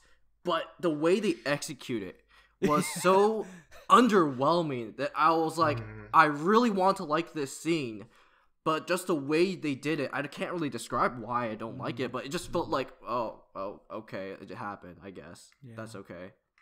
And it would be nice if it was just everyday Elias and Chise stuff. It would have also been nice if they did like like the Little Witch Academia or the Steins Gate method, where it's like the first half is about kind of putting all these pieces in place, and they don't really connect them until the second half where they have an actual plot going on. And I thought that's what they were going to do. So like in the first half I was actually a lot more forgiving because I'm like, okay, the second half is going to have a plot, and it just kept going. I'm like, it'll have a plot, and it's like the last 3 episodes and then it had the plot with Joseph, and I was like, fuck this shit. What? Okay. Yeah. I thought it was actually really well written because it was very meta. Because like towards the end they rip out their eyes, and I was like, I also want to rip out my eyes watching this. Yeah. My notes about it is a story about suffering, which decided to torture its viewers as well. What's really sad is I really did like the OVAs. In particular. I haven't seen them, so I was told to watch them after I finished the series. They're really weird because like a lot of the source readers said that don't watch them until after the first core, and honestly, it doesn't really matter when you watch them. They do feature like Ruth and what's his name, the dog guy. That's Ruth. Oh, Ruth, Ruth. yeah. Oh no, Ruth. I was gonna say. Ruth and the maid. It features Ruth and the maid like in Oh, the Silky. episode. By the Silky. way, Silky. Silky is the best character in this show. Because she doesn't talk. No, well, yes, but also I just really like her. She's adorable. But like they feature them like there and they talk maybe once, but they don't actually do anything for the OVA, so it's not really spoiling anything. That's fair. But like I felt one thing I felt the OVAs did really well is that it really made like it showcased like Chise as like an actual person, and then like from what when I first watched the first episode, I was thinking, okay, this is gonna be a story about Chise kind of slowly becoming more like getting out of her depression and kind of learning to love herself, and then in return start to go love Elias. But it kind of became like watch Chise get tortured and like get kidnapped and suffer a lot. Yeah. And then like you guys brought up about how she's in trouble. Next episode, just kidding, fooled ya. She's A-okay. Yeah. No consequences whatsoever. She doesn't really learn from those consequences. Which is really depressing. We need to The whole learn from our resolution. consequences of believing Crunchyroll when they say these shows are gonna be good. Yep. And the fact that it won Best Drama I mean, the Crunchyroll pissed me like, off. The That's all. Crunchyroll. I'm just gonna say that. I know it's a public vote that caused this. I but mean, like, was it doesn't very matter, right? disappointed. Like, if the more credit you give them, the more you talk about them, the more power wheels. So just ignore them. They don't matter at all. Yeah, but speaking of no consequences, the resolution of the final arc was so horrible that I don't know. It's just the worst you could possibly think of, because they were just hyping things up like it was so important that Chise is like taking this like curse upon herself, but then it's fine. She's totally fine. Nothing changed for her. Whoa. Yeah. Whoa. I did feel that like the show didn't give enough time for Chise and Elias to kind of bond. I know they tried to put in a little bit, but I felt like they could have put more time into that. Yeah, but Because the last scene, there's like I felt like the am I allowed to say it? Yeah, yeah, sure, yeah. go. The wedding scene, I felt like it should have been like a very heartwarming. No, I was just like, thank God this is done. Well, with the wedding scene, I was like, I felt like that scene was supposed to be more like, it's supposed to be heartwarming because it's supposed to be the conclusion to Chise finally learning to love herself and love someone else. But it's just like, They still got Yeah. a lot to work on in their relationship. Yeah. Yeah. Also, like, their age gap, he's literally like thousands of years older than her, and she's 15. Okay, well, you know what? That's the same logic that lolicons have, so you know what? It's just, whatever, Oh, Well- you probably know it by yourself. Okay, yeah. Yeah. Anyway, yeah. yeah. Speaking Anyway, of two my core favorite. shows- No. Let me finish. Oh, Let me oh, finish off. okay. My favorite moment of Mahayome was that episode where Stella was coming over, and Elias was watching over her talking with Chise. Then he ran away, Oh, yeah. like wrapped him up in some kind of sphere, and then Chise comes and says, "Whoa, you're probably feeling jealous." This is impossible. I actually really No like that, to way. be honest. I actually kind of like how stupid and immature Elias It's is. so cheesy. What Oh, top it tier It is, but I writing? actually liked it because top I tier just writing. think Elias is kind of a cool guy. I just wish I knew more about him. Like I 24 Well, now you know episodes he was later, feeling and I jealous. know like as much as I did as when I began this thing. He's a fucking 8-foot tall dude that has a dog skull as a head. Which, by the way, someone commented that it's a dog skull, not a goat, and they are actually right. Thank you. I figured it out, guys. Oh, okay. The mystery Oh. solved. Let's move on. Mystery solved, yes. And now we Jesus can go on Christ. to the other highly publicized two-core anime that people have conflicting feelings on. Although not on Mel, because it's ranked 15th of all time. We are talking about none other Wait. than Sangatsu no Lions. I guess Wait. is it? Who Who it's the fuck has divisive. conflicting feelings? Who's conflicted this? about this show? Yeah, Whoa, no one's conflicted whoa. about it. I'm Who are you talking to? Oh, shit.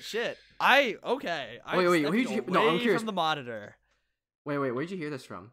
Oh, no, because, like, Oh, here's Mr. Fate Steel Taylor with his 6 out of 10 opinion. Okay. This Kick is what this we're guy. dealing Kick with. this guy from This the is the podcast. conflicting Oh, opinion. We're pulling out. Holy shit! I'm sorry. Wait, you guys haven't even seen it on. Oh no, Cav saw it. Cav is fine. I saw I've it. seen it. Oh, Moz, what? And Moz saw Yo, it, like too. there were 2 episodes that were good this season. Okay, that's it. Like the burnt field arc, like those 2 episodes were phenomenal. Those were amazing. Wait, which I episode? would Were recommend. amazing. Huh? Which The episode? one Shimada one with the versus old guy, the old guy. The Shimada Yes. versus old In guy. his Yeah, that one. in that shogi match. That was a Mhm. phenomenal episode. That was Yeah. absolutely ridiculous. But like That was a oh, Rakugo episode. That was a Yeah, that was right. It was. That was intense. Oh man, I loved that so much. But then But- like the rest of it, like, no man, there's a vocal minority. No, there's not. We don't have voices, but there's a minority. There are half dozens of us who did not think this that good. Okay, Maz, Cav, feel free to yell at me and bully me about my score, despite what Sangatsu probably wanted to teach you about bullying. I give it a 9 out of 10, boy. Don't forget me. Cav gave it an 8, so let's let him go. He's lower. Okay, anyway. So, Bullying, the Go bullying on. talk. wait. Yes. I think What the fuck is going on right now? I Okay, think Cav's just okay. really disappointed with my score. No, I was.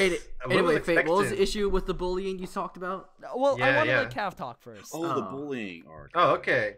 Nah, I gave it 8 because it was good, but just not good enough as season 1. I was kind of having problems with Hina's arc, which was like a centerpiece of this season, because it was so long and so drawn out. So it kind of was missing the losing point. And I also felt like it was just so one-sided because this girl Chiha was portrayed as a martyr, and we didn't even know about her like at all, who she was, what deal her about, and it just was hard to sympathize with her. And the bullies were portrayed as such bullies that it just was hard to believe in them. Like, Mhm. I don't know. It They was didn't have any just- complexity to them. Yeah, it was just kind of one-sided, as I said before. Yeah, but overall, it's just still Sangatsu, which holds its high level of presentation, of storytelling, of character development, of character study. Ray is still amazing. He's one of the best male characters, like not male, main characters I've Ray seen is in very good. years. Very good. I boy. feel so alone. What is? Wait, you don't I like think Ray? Ray is one of the most generically done, poorly written male characters What I've the ever come fuck? across. Whoa, wait, Can we kick Fuck, this guy? He Can we has kick this no guy? depth to him whatsoever. Every episode without okay. Ray made me raise the score by 1 point. Like, I do not Raise like the Ray score. at all. Yeah. That was funny. Other than that, I hate what you just said. Thanks, I didn't Maz. know. Anyway, Like, so no, I do what- not like Ray. I think he's boring. I think he's incredibly generic. I think it's frustrating. I do not understand the hype for this. I genuinely do not understand it.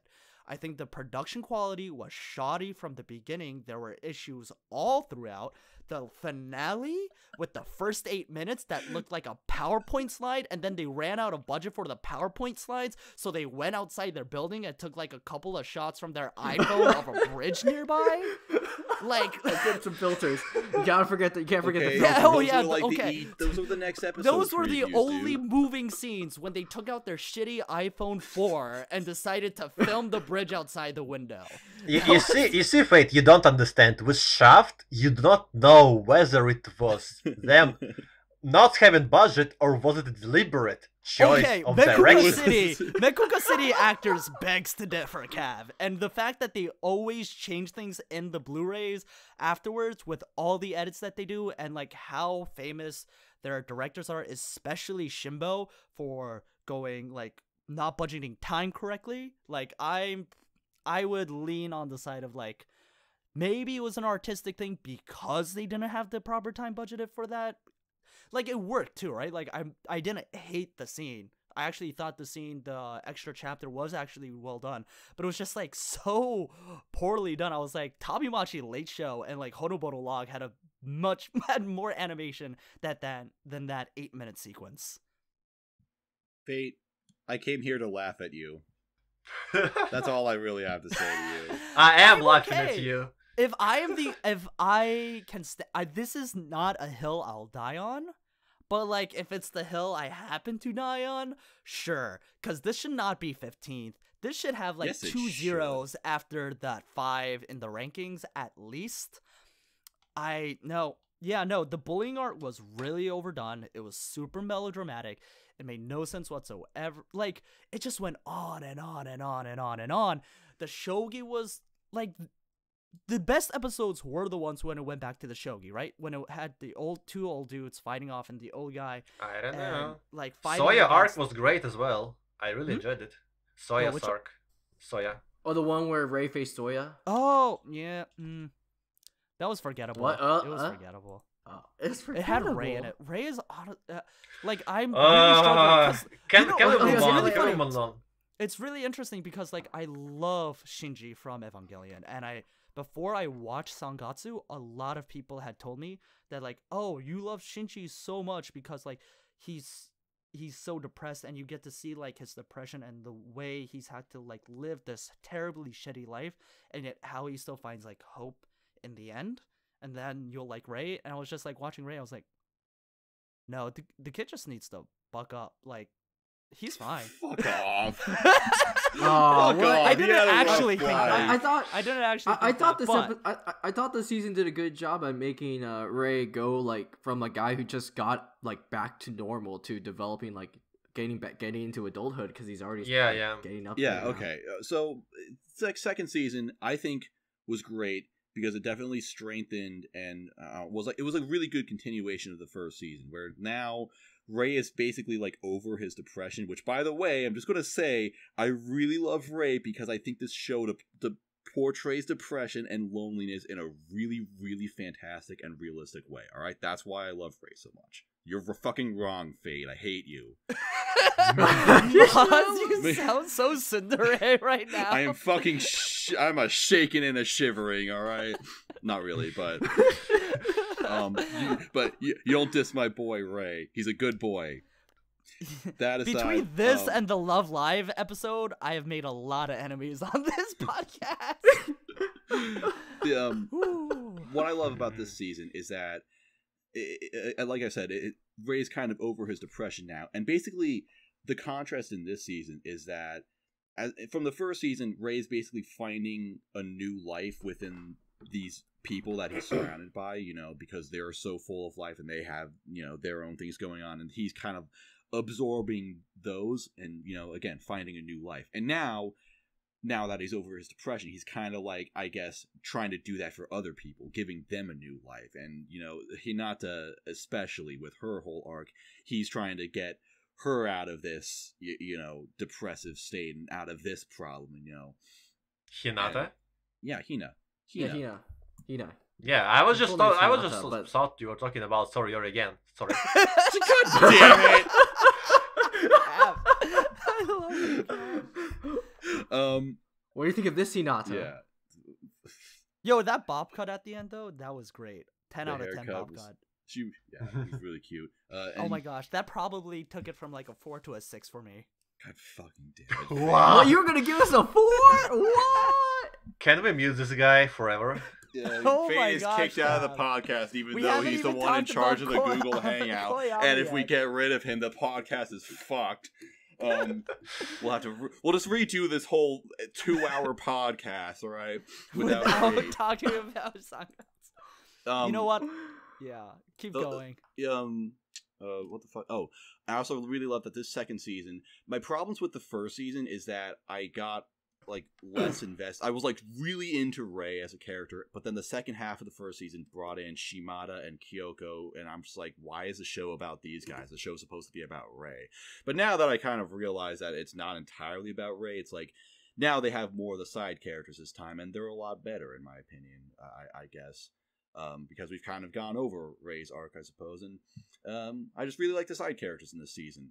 Maybe because I just hate fucking Kyoko a lot. And... What? Kyoko's great. Kyoko's like one of the bright spots of this franchise. Yeah, okay, says the guy who hates Rei Kiriyama, alright? I don't hate Why Rei do Kiriyama. you I hate all of his both of them? stands. I hate everyone who loves Kiriyama so much. Ugh. And like puts him on this pedestal. Like the show is so much better when he's not around. Can we just? Well, actually, to be fair, my favorite parts of the show are actually probably the parts with the sisters because they're amazing. Thank you, And Moss. Yes, the Akari sisters. Akari is like Akari the is most a wife precious- character of all time. When she said when they were like, she's 23, I'm like, oh, Akari, you're not Christmas cake yet. Don't worry, you'll find someone. She's just 1 year older than me. Fantastic. No, 1 year younger than me. Oh. So I'm gonna be a nice. We're not gonna go down this avenue anymore. But Okay, let's Akari move is on. great. Ai Kayano is an amazing voice actress. But Yeah, I mean, yeah. yeah. Anyway, I just really liked the season. I thought it strengthened all of the things about the first season, and I would really say like I gave this a 9, and I think the few things that hold it back from being a 10 for me is just that we still don't have like closure for a lot of things. It's just I don't know. There's just no season end yet, and I don't even know like where it's going to end. The way it ended, the way it ended was kind of like, oh, it's over. I actually What? liked the ending a lot. Okay. I like the ending It too. ended well. Yeah. I thought it was pretty good. It was. And clear. And it's like, yeah, Yes. it makes sense to end it right here. Yeah, it was a really good ending. Because, really like I liked said, it's about Rei basically helping out Hina and giving her a new life, and it's like, oh, and now she's going to Rei's high school, and that's such a big deal, and I'm like, yeah, awesome. Yeah. And the thing with Hosoya's character Takahashi, the baseball dude, like when he showed up those bullies in that one episode by like basically beating them with that pitch. Like, yeah, that was fucking awesome to see. Like the problem here with Sangatsu, I think, lies primarily with the fact that I like the concepts and the ideas behind it, but I hate most of the execution. So kind of like Mahoutsukai. Not so much. Like this is still like Just to a 6 lesser degree. citruses, whereas Mahoutsukai was only 3 citruses. Ah. And like I could actually I was actually really torn between 8 through 6 because of how much I loved the Burnt Field arc, and then the last episode, and then like moments here and there between, especially when Rei is with the Meijin, and you realize that the Meijin is deaf. Yeah. That's Oh, what yeah. I'm saying. Soya's arc is great. It's amazing. Oh, that's what his name is. I just knew him as Yeah, the Soya. Meijin. Okay, I was like, I white-haired literally have dude. no idea. I He's was the like, was white that the guy. guy that like Kyoko was like hitting on or whatever? Oh, No, no. And so like yeah. the guy who like handcuffed her to It was the was heads. chilling. The way how he was realizing it and the way how he was handling the problem. Mm-hmm. Yeah. No, yeah. So the thing with Rei is like I really only like him when he shines a light on other characters, and so like to me, it was just like not a huge fan. But I see now that I am alone on this podcast in my feelings of Sangatsu. Yeah. Oh wait. Is it because like Rei's a stoic character, and just stoic characters in general do better when they're with more energetic characters? I don't think that's necessarily true either, because I mean, like, my favorite character is Saber, right? Like, talk about a stoic character. So, which like, Saber? hey, the one true Saber, of course. But Momo. it was just like, But doesn't Saber have a lot of like cute, like adorable, innocent moments though? I don't know. I'm just remembering the gifs from the because I haven't seen it. I just in remember Unlimited GIFs of Blade Saber. Works, there's like a couple, but they're like mostly side moments. And like, I'm not a huge fan of the Fate route in the visual novel anyway. That's Fate. That's a discussion for another time. But like, for me, Sangatsu, like, if I could have rated like it by arc, it'd have so many different scores. Like the Burnt Field and the Soya arc probably would be 8 and would be so the Burnt Field arc would probably be a 9 and the Soya arc probably an 8. And then the rest, I just like the bullying arc is probably like a 4 for me. I thought the bullying arc was fantastic. There was nothing wrong with it. I actually really love just like it literally ended right as I was getting bored of it. And I thought and I just really love how this one fucking middle school dumbass is just like, Sensei, why do I gotta do these? Like, why do people put in effort? Right. We gotta do this thing. And I just love that the teacher's just like, you're a fucking middle schooler. Shut the fuck up. I actually really liked how the teacher handled it, where he was like, I don't know. I always thought we had The to teacher put in was effort, fucking but amazing. Yeah. Like, I love Yeah. him. He's like, yeah, I thought about what you said, and I really don't have an answer. By the way, you have anxiety. You should probably get that fixed. It was No, like, yeah, exactly, dude. Just The teacher was good. Fuck this kid. Yeah. Yeah. that was great. So Anyway. you still hate me, Maz? Yes. Maz, I'm sorry. I hate Anyway, everybody, alright? so basically, Sangatsu is a good show unless you're Fate and the other half dozens of people. No, there are people, okay, who do not like it. There's 116 people who gave it a 5. 45 people who gave it a 4. There's actually more people who gave it a 1 than people who gave it a 4. Well, that's because Haters. that's because Well, those it's are just the way ironic Mal works. memers. Yeah, this is true. Not even I would do that. I might actually, you know what? You guys, Those are the guys- same people who complain about Gintama fans being annoying, and then they write reviews saying, why are Gintama fans so annoying? yes. 30 times. You know, I think I'll give this a 7, actually. Thinking about it, it just... Yeah. I love you now. But I Oh think wait, I will are you give gonna it go a back to the theme where you can go like, okay, since now you gave it a 7, we now have to question why you gave Oh, it a true 7. shit! I gave it the wrong score. Because if it's a 6, we can be like, oh, we'll disregard your Yeah, opinion. exactly. See, we saw that in action today. So Oh, are you man. bringing it up to a 7? Or are you gonna keep it as a 6? No, I'm bringing it up to a 7. I think Okay. remembering Soya's arc Okay. was enough. And then the last airing we can talk about today will be about someone's favorite in this podcast, but not sure whose, and that is Koi wa Ameagari, or After the Rain is Like Love, or Love is Like After the Rain. I dropped this after one episode, so it's not mine. What? Yo, what? Why'd you drop it out in one episode? We literally talked about this in forgot the we first talked about impressions. I forgot it. It's been so long now. You know, Taryn, it's been like 8 weeks. I've got real life things, you know. What? Well, Oh, anyway, just regarding that. So this was the show that a couple of us had some reservations on, Really? considering the Oh, age yeah. gap. I think that's putting it lightly. But Cav, is there anything in particular you want to talk about with this anime? Yeah, I liked it a lot. So if I do not count Sangatsu, I guess it will be my favorite season of anime of the season. So I liked how it was presenting itself.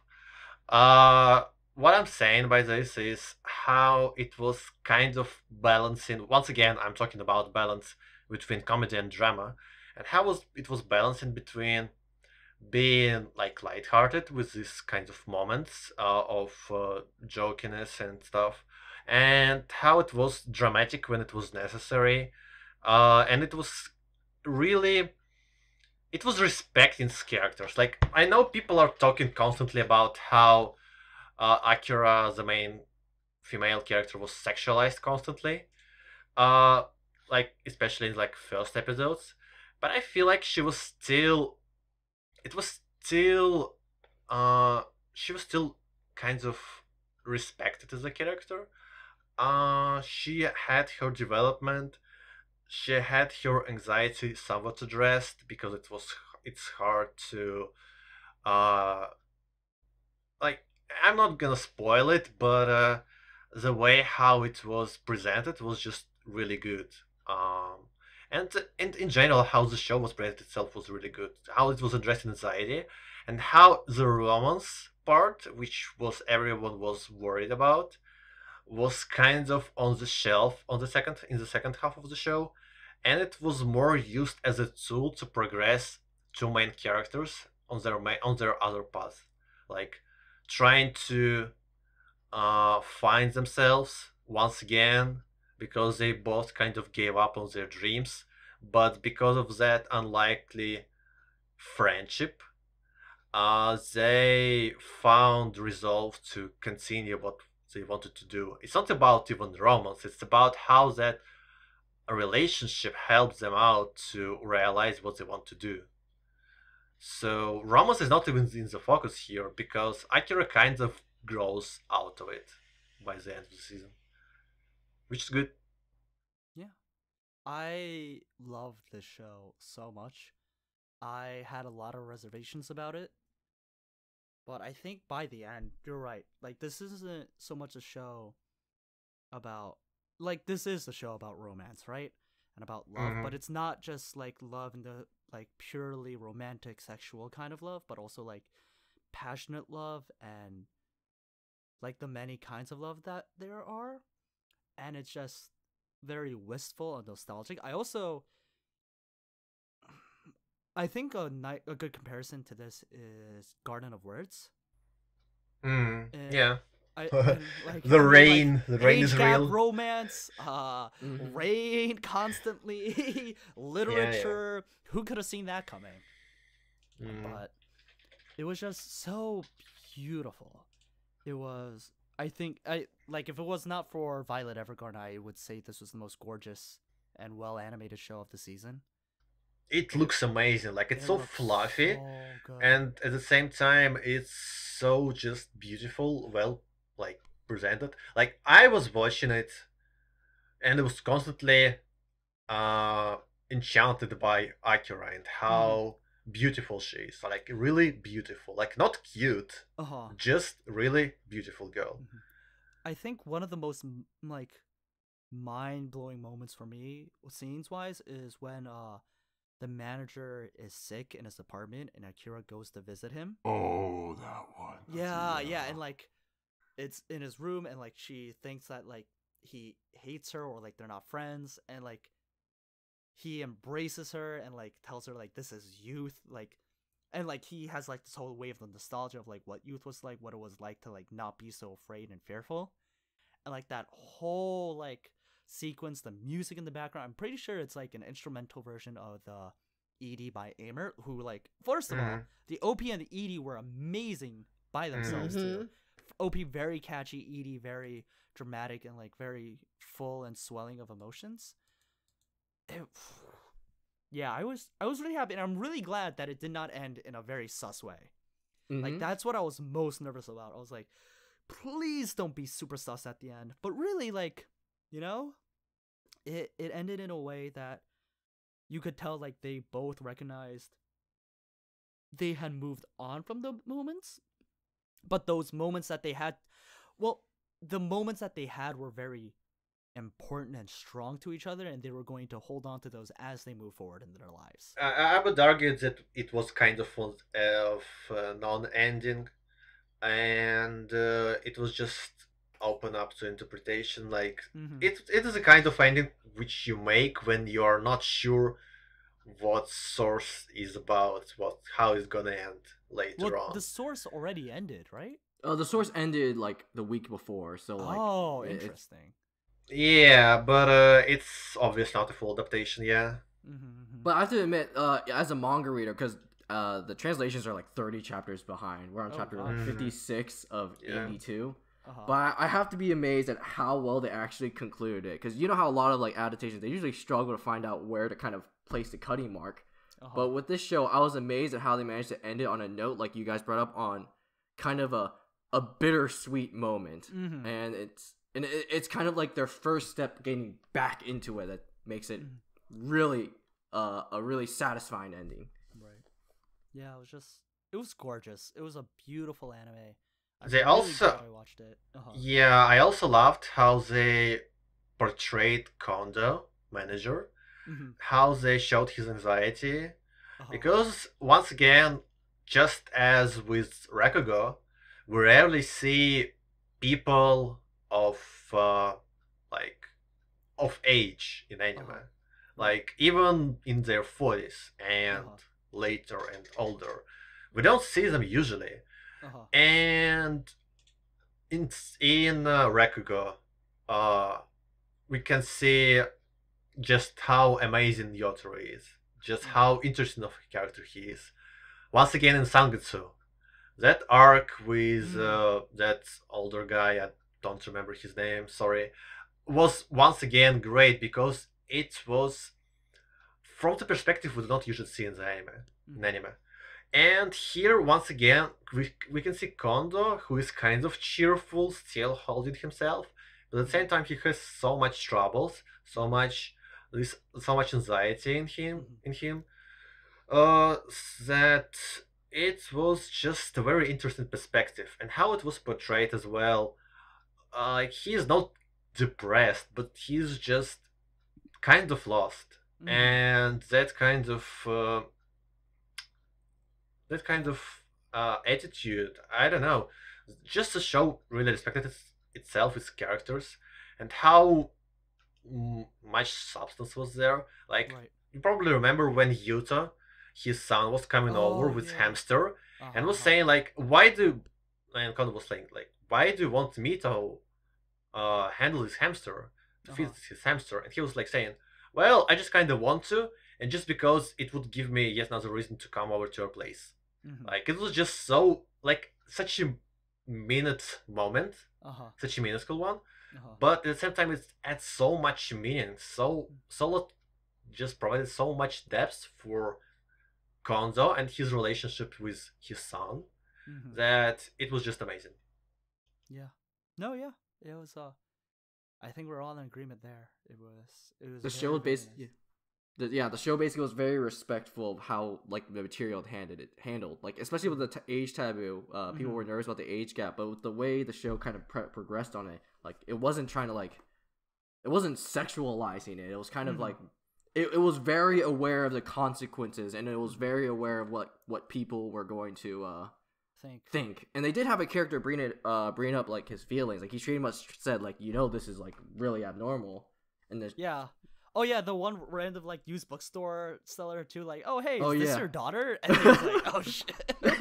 And she's like, nope, friend. Nope, friend, just Tomodachi. Yes. Yeah, it was nice. So now that we've gone through the ringer, let's talk about some of the labels that we can attach. So let's go through everyone's biggest disappointment of the season. So Maz, besides me, what was your biggest disappointment of this season? What was my biggest disappointment? That's a good question. Time to pull up the season list. I don't know. I feel like Mage's Bride shouldn't count that much because that's kind of a fall show. Other than that, I don't know. I don't really have any. Violet Evergarden? Yeah, it's good. I mean, Violet Evergarden, it wasn't really that. I don't know. I don't dislike Violet Evergarden that much. Oh, and I also feel like that's, kind of like I shot myself in the foot by making a fucking weekly podcast about it, which is, by the way, why we're not talking about Violet Evergarden in this podcast. Because we have a weekly podcast that talks about Violet Evergarden every week as the episodes come out. It's called Violet Everweekly, and it's a nice little podcast where everyone complains that we hate the show. Yeah. That's kind of the reason why I also stopped appearing here. Yeah, in any case, for me, the biggest disappointment will be Mahayome, and I don't give a fuck that it's a fall show. Wait, what? Mahayome, he doesn't care that it's not technically a winter, it's a fall show, but whatever. Yeah. How about you, Taryn? I would personally go with Mahayome as well. Yeah. And most disappointing. You know what? I realized, actually, my biggest disappointment is Aiko. What? AICO Incarnation. It's the original Bones show. Oh, that was on yeah, Netflix. the Netflix stuff.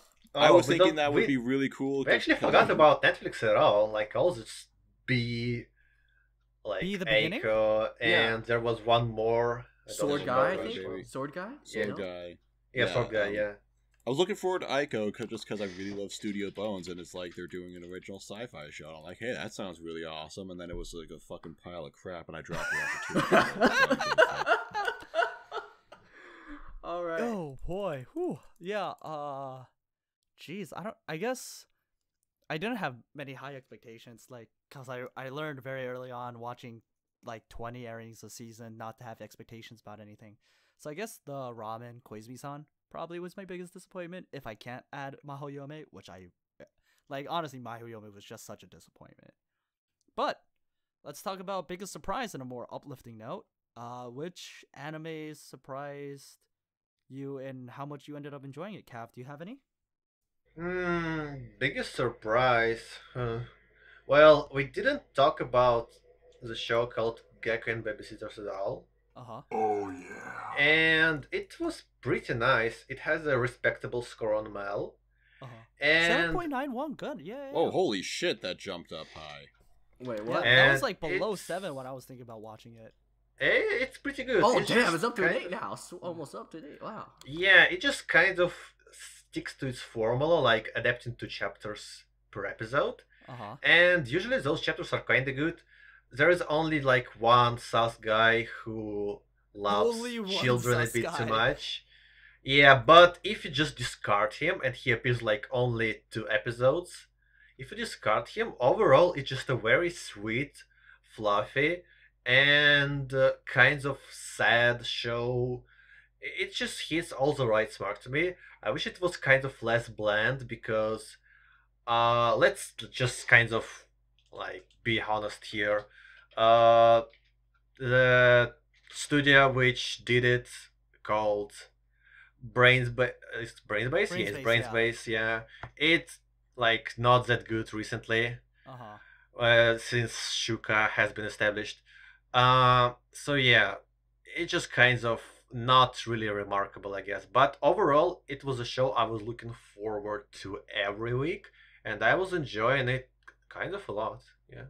Nice. How about you, Maz? Did you have a good surprise?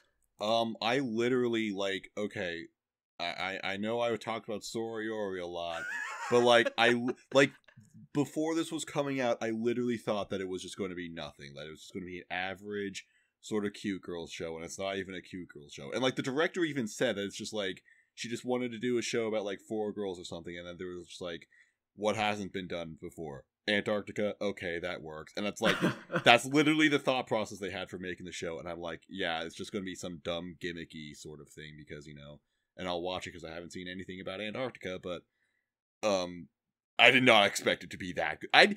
It wasn't until episode 3 where I felt feeling really strongly about it. Nice. Taryn? I actually got a couple of them. Ooh. So we're gonna go on a quick list. Garo Vanishing Line. A lot of people dropped it early on. Oh, 'Cause, Gara. the second series was kind of like everyone hated it, but this one was actually a pretty fun action. I'm not gonna say it's spectacular, but I can say it's worth checking out if you like action. There's also Grand Crest Senki, which it's still ongoing right now, but so far 12 episodes in, the early was pretty rough, but I have to say, like, with the most recent episodes, like, they're actually getting pretty intense. I say, like, a lot of people say it's like Fire Emblem, so if you look kind of like Fire Emblem-esque stories, give it a try. And then what was the other one? I think that was the only 2 major ones for me. Grand Crest Senki is directed by the same guy who directed Rakugo. Ooh. Just Interesting. by the way. Interesting. And also the guy who made it's like the same guy. What was it from the lacrosse? Was it? I forgot what it's called. Lacrosse Triangle? No, not Lacrosse Macross. not Mac. Cross triangle. What was it called? It's a really old show. I forgot what it was called. Hold up. I Oh forgot. shoot! I totally forgot. My biggest disappointment of the season has to be Fate Extra Last Encore. Oh, Like, as someone who thought I love Fate, I have watched 3 episodes, and it's so hard for me to watch the rest. It's been so terrible. Oh yeah, it was Lodos. That's what it was. Oh man, I completely forgot about it as I was looking at the list. Oh yeah, speaking of which, this season has a lot of like shows getting cut off, aren't they? Right? Because I heard Fate Extra is like they're stopping early. They only got 10 episodes out. Yeah, in they the time period, 'cause Baki Shaft Monogatari did. totally messed up their time schedule and time budgeting. Surprise, surprise. And then Merchin Maidchin is literally Boing Boing Paradise from Shirobako, but it's a real thing now where it literally fucking melted, The and they had to cut it, The and they had wig to has given me cancel it. nightmares. Oh man. And then I think my surprise is actually Dagashi Kashi too. Oh really? Oh, right. Oh, I heard Because about. I did not like season 1 at all. But this season was actually fun. It was like I thought I was gonna give it like a 2 or 3, but I think I ended up giving it a 6. So it was like it was nice. It was comfy. It was like it actually had a plot. It was fun. The characters were enjoyable. The girls were cute, which was nice. Always a bonus. Yeah, it was a nice surprise. I heard it's also a short, actually. Like they changed Yeah, the so it's length. only 12 episodes per episode. 12 minutes. 12 minutes. Mhm. Oh, I heard, does that make the show a bit more Like it's easier to Yeah. swallow? It's That's what- yeah. So I it's think- a lot more yeah. salvageable that way. And I guess my other surprise of the season is the Ryo no Oshigoto, the Lolicon Shogi one. Oh, Which I thought it was gonna be like 1 citrus, but it ended up being 3 citruses. Oh, so times 3 the score. So I know. I So don't even that, know what the fuck that means anymore. the it's real really, no one really knows what it means, but it's of for this pocket. podcast, of this episode. Yeah. And then let's talk about our anime of the season then. To wrap, Maz, I'm guessing yours is Sora Yori. Surprise, surprise. Cav, yours was Koyame. If we do not count Sangetsu, yes. Okay. If we count Sangetsu, it is Sangetsu. Nice. And then how about you, Taryn? Sangatsu from like finishing standpoint, from like winter season, it's After the Rain easily. Although to be fair, I did have Sora Yori like right below it, because I didn't think I didn't love Sora Yori, but I respect it for a lot. Fate, by the way, you're wrong. Soriori is not my anime of the season. Oh. My anime of the season, even though I haven't seen it, is Killing Bites. Did you just see the description for it? What is Killing Bites? I also just read the description. Killing for Bites it. is the one where the sharpest fangs wins. Really? That's what Killing Bites is. I saw that as I was scrolling through Mal. I was like, "What the fuck is this show?" Yeah, it's been described to me in a way that's like it's like the big order of the season, basically. Oh god. Oh, But so I'm just saying, everybody that's like had expectations of me watching this show, I'm sorry. I'll get to it sometime soon. But I probably will love it. Worry. Update us, please. Yes. Oh Yes. man. But yes, I know this was going to be a point of contention between Moss and Cav. Before they realized I did not like Sangatsu as much, it was going to be a big thing to find out if Sora Yori or Ameagari was my anime of the season. But as it turns out, my anime of the season is Violet Evergarden. So what? Surprise! A betrayal. Wow, this is like The guy okay. The guy who loves Kyoto Animation loves Kyoto Animation once again. Who would have Top 10. Oh wait, that's not even a betrayal. It's like no, we should have expected it. like like we get Violet Evergarden from Kyoto Animation, and I see it at Anime Expo, like the first episode in July, and has like Kyoani Saber as the main character. Like, if I didn't love the show, like I'm probably an imposter. Oh my gosh, I just got a comment on Mal from someone asking me why I gave Sangatsu a Yeah, I saw it. Yeah. Anyway. All right. I should change my most Thank disappointed you, Violet everyone, Evergarden. for listening to us until the end. Let us know if you like these longer podcasts, because these have been running a little longer on the time side. Yeah, But thank 2 you hours. for listening to the end. Make sure to check out the timestamps. Thank Fuck you. you, to this is the Funk best Master podcast. It's the greatest podcast. It's the of best all episode. time. Taryn, thanks you so much for coming on to the pod. We loved you having on as a guest. And until next time, everyone, subscribe so you know when our next episode comes out. And stay tuned. See you guys later. See ya. Stay Bye. hydrated.